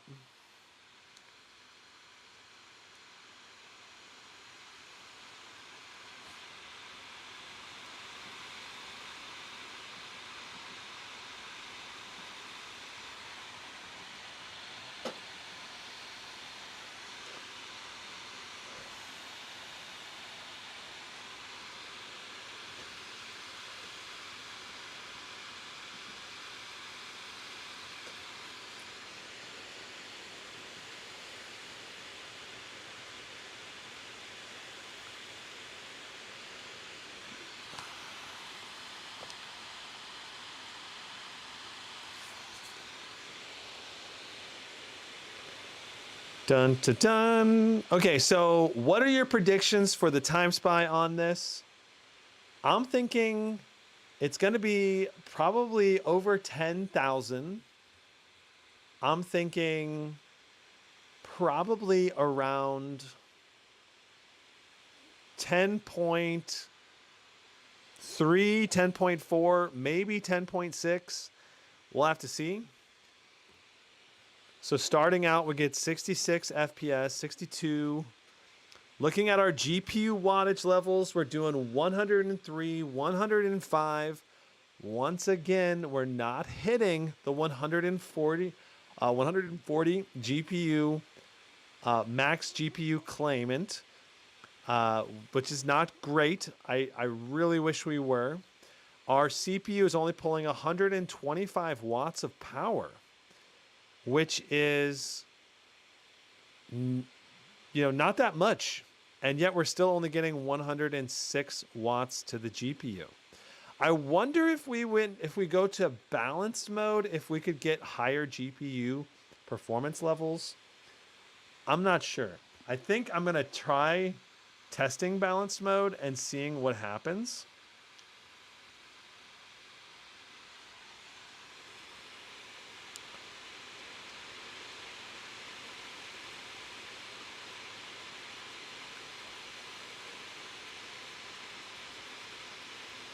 I feel like there's a chance that if we go to balanced mode, it'll maybe boost the GPU to a bit higher GPU TDP and limit the CPU down just a little bit more.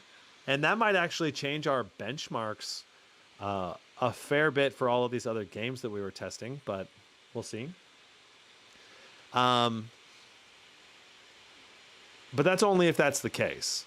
So we'll find out here in a moment. I'm gonna try a second run with balanced fan profile.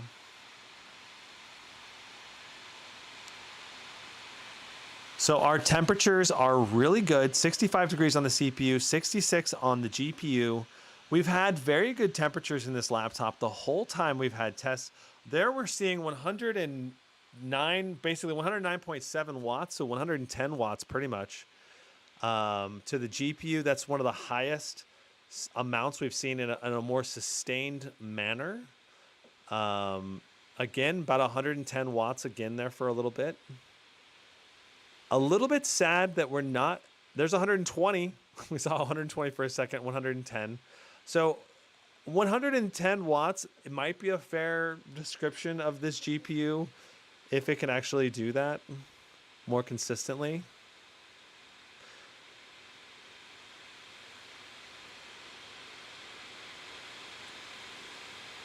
here in the CPU test, doing 95, 98 watts for a second there, 97, 93.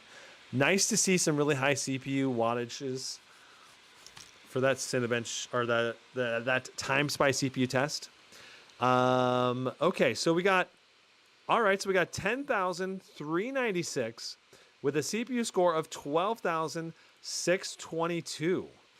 So this is obviously a very good graphics score at 10,396. It's not going to be killing like RTX 3070 Ti's that are all on the high power limit side.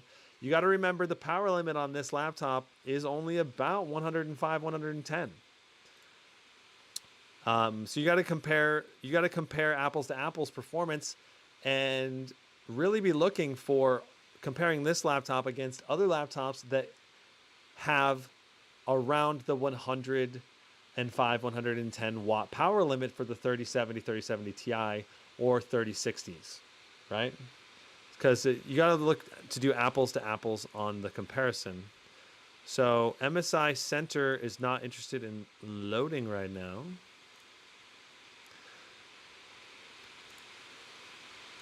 As far as that test is concerned, it's a very good amount of performance. I don't know why MSI Center doesn't want to load right now. Let me try ending the task on MSI Center.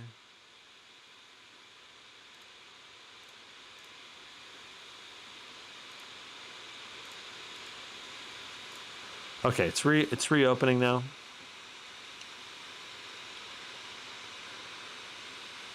All right, so we're gonna go to balanced mode. All right, we were in extreme performance. Let's try balanced mode. If I do this, okay, so I have maximum fans on with balanced mode enabled right now. Okay, let's see what happens when we test it like this. This will be a nice little experiment to see performance difference. Jiraiya says, is this the fastest 4060 laptop that you've tested? So the Zephyrus G16, I think, did 10,600 approximately. And with an overclock, it did closer to 11,000 or just shy of 11,000. So I think the Zephyrus G16 might be just a little bit faster in terms of raw GPU performance. But in terms of actual gameplay performance, this did get a little bit higher FPS in the Dead Space benchmark, at least.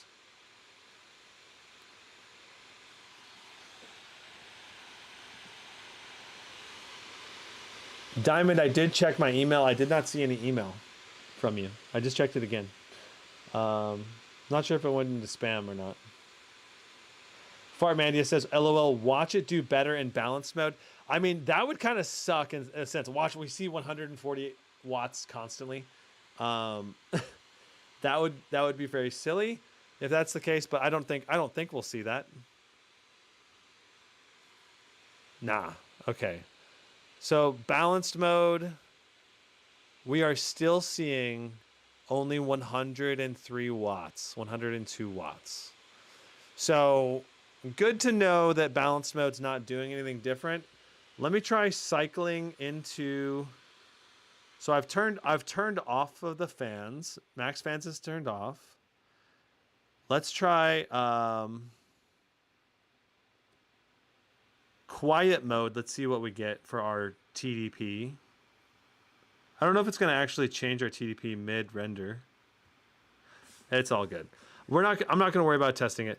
I think we got enough data on this to get a better idea of performance.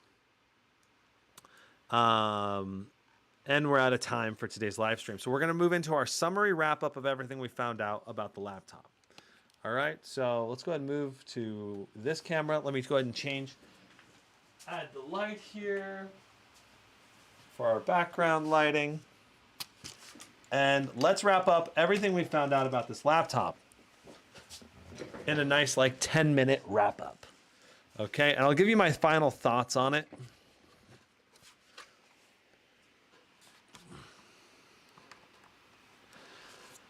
All right, so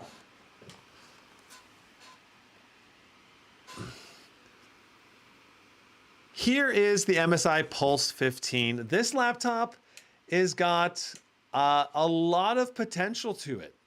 And it's I don't think it's a bad choice. I think it's a good laptop for the money at $14.99. I hope it does go on sale though, because I think at around $13.50 to $13.99, it becomes a very, very good buy. And around $1,300 to $1,250, it would be excellent. It'd be a phenomenal buy at that price range. But at $1,500 at $14.99, it's just it's one of the few laptops with RTX 4000 series that has a high quality display at the $1,500 price point. The display hit 338 nits brightness and did close to 100% Adobe NP3 color gamut and 100% of sRGB. It was a phenomenal display. It was great to game on. It looks good. It has a good amount of brightness.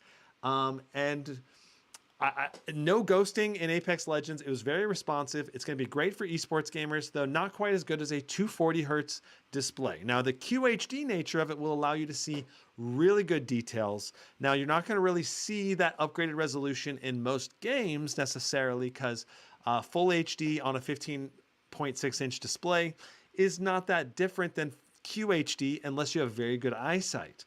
Now, on larger laptop displays, going to QHD makes a bigger difference. If you sit close to the laptop, it also will make a big difference. Now, in terms of CPU performance, our Cinebench R23 did about 15.9 thousand in Cinebench R23, which is very good. And we had good CPU performance. We got, I think, about 90 watts pull on the Cinebench R23 for our long power limits. We have a lot of power going to the CPU, which I love to see that. Now, in our GPU, we were only getting about 105, maybe 110 watts as our highest sustained wattage that I saw for more than a few seconds. We had occasional blips up to the 140 watts on the GPU, but it was like only for less than a second going up to 140 watts. So to me, this laptop is only a 110 watt GPU. It is not a 140 watt, and I don't think you're going to be able to compare performance of this 4060 versus other thicker 140 watt, true 140 watt 4060s. Like, I think there will be true 140 watt 4060s out there that we will see eventually. I think as we do more testing, we'll find out. Maybe all 4060s don't go to 140 watts. I'm seeing some reports in chat saying that even the Strix G16 maxes out at 120 watts. So I don't know. We'll have to find out. Now, this thing clearly can play QHD games, no problem, except for games that are highly texture demanding. We saw Hogwarts having to turn down our textures. And in Last of Us Part 1, we also had to turn down our textures down to medium. Now, the games still look and play pretty well, but it is a visual difference, especially if you're someone who wants to play at higher texture settings. Then you're going to need to get a laptop with more VRAM. And if for a 4000 series, that means going all the way up to an RTX 4080 or 4090, or going with a higher VRAM RTX 3000 series like the RTX 3080. So if you want something with higher VRAM, right now the Scar 15 has an RTX 3080 with 16 gigs of VRAM, which is going to be more future-proof for VRAM limitations and have more overall GPU power than this laptop for raw power, but it doesn't have frame gen. So that's like a trade-off you're having to make. And it's also not as nice of a display on that Scar 15 for 1500. Now, I talked about that Scar 15 at the beginning when I was comparing this laptop versus the other laptops.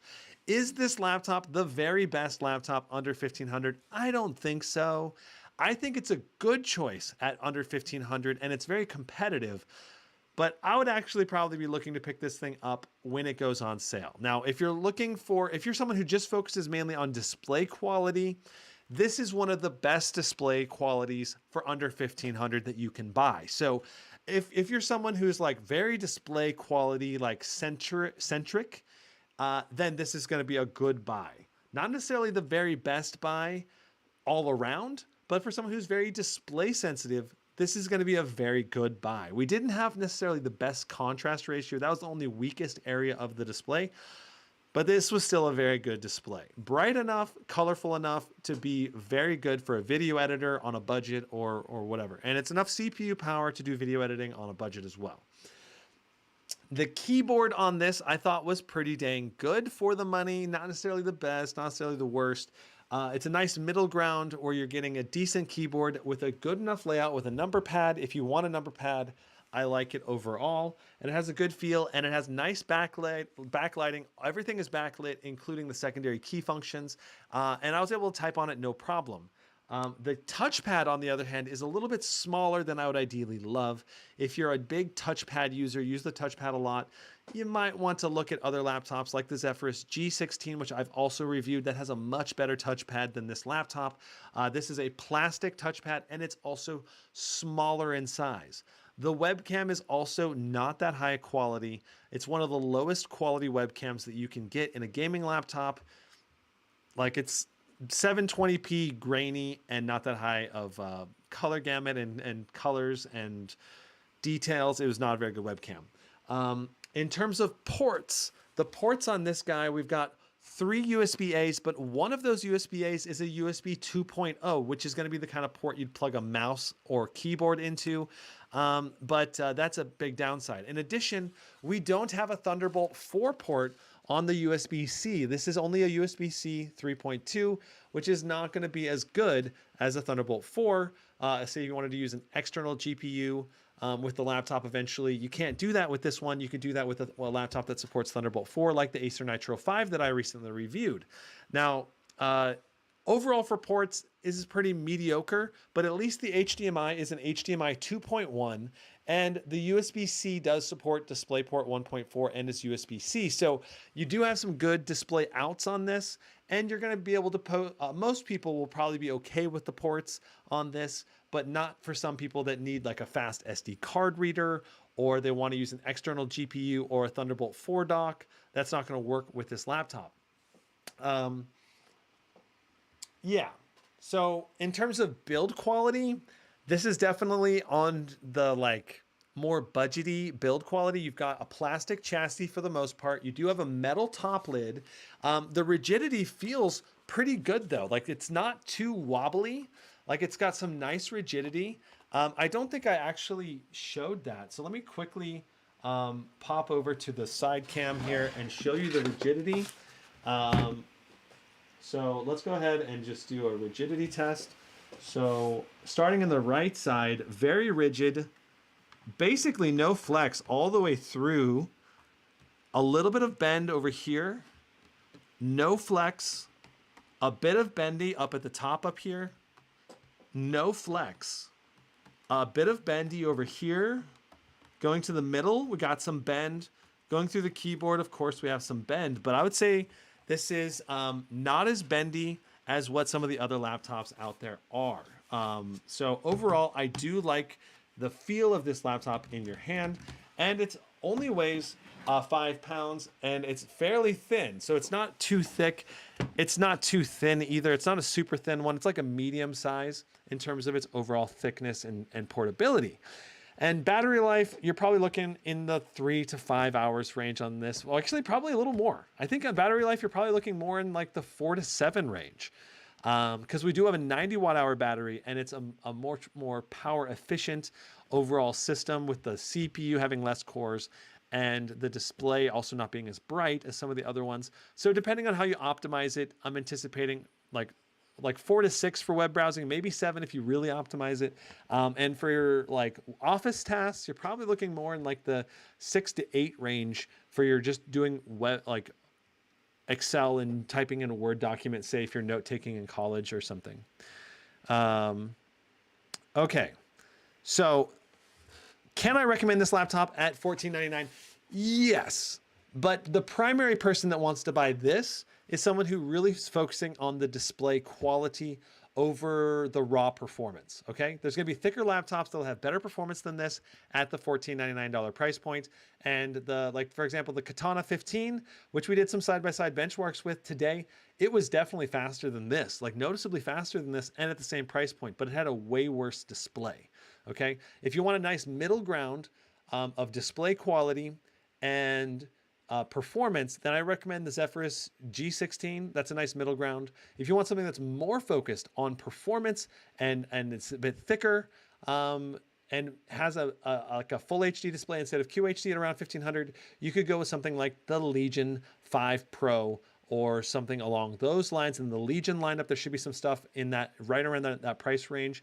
And if you're willing to go with older Gen tech, there was some deals I talked about earlier, like the Acer Nitro that has a 3070 Ti and has a QHD display, and that's only $1,350. So that's a better bang for the buck in terms of display and price point and raw power, but there's no frame gen. So if you're willing to if you're the kind of person who doesn't play single player games, then going for that Nitro series over this one could be a better choice, at least in the short term. That's going to be a short-term deal, right? A lot of these deals are going to be very short-term. So in terms of long-term pricing for the rest of 2023, at $1,500, this is an okay deal. I would recommend it to someone who's focused on the display. At $1,400, it's a good deal, a pretty good deal. And at like $1,300 or $1,350, it's a very good, excellent deal. That's my overall pricing evaluation of this laptop versus the competition.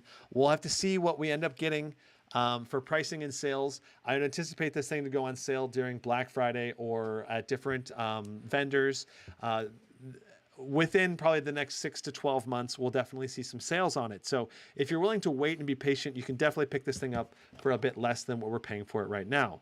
Okay, I'm gonna go ahead and check chat, look for any Q&As, and we're gonna go ahead and end this. Okay, Jara says $1,499 budgety build quality. Yeah, it's not the greatest build quality, but at least it has some decent display and internal parts. Fartmandia says, I would look at a 3080 before a 4070 laptop. There are some 3080s on sales right now for around the price of the 4060s. That's correct. I went over one of those today, the Scar 15. Diamond says, Gizmo Bro, these are laptops for like $14,000 plus the LG monitors, 1,000.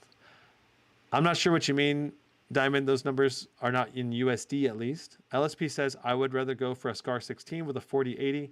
Oh, sure. If you can get a Scar 16 for a 4080 and spend more money on it, that's a great option. Yeah, spend more money, get a better product. But at this price point, you got to compare like for like. So if you guys enjoyed this live stream, please hit that like button. And if you want to see more live streams in the future, hit that subscribe button with the notification bell so you can hop into the live. And I'll see you guys in the next one. Brandon out. Thanks so much.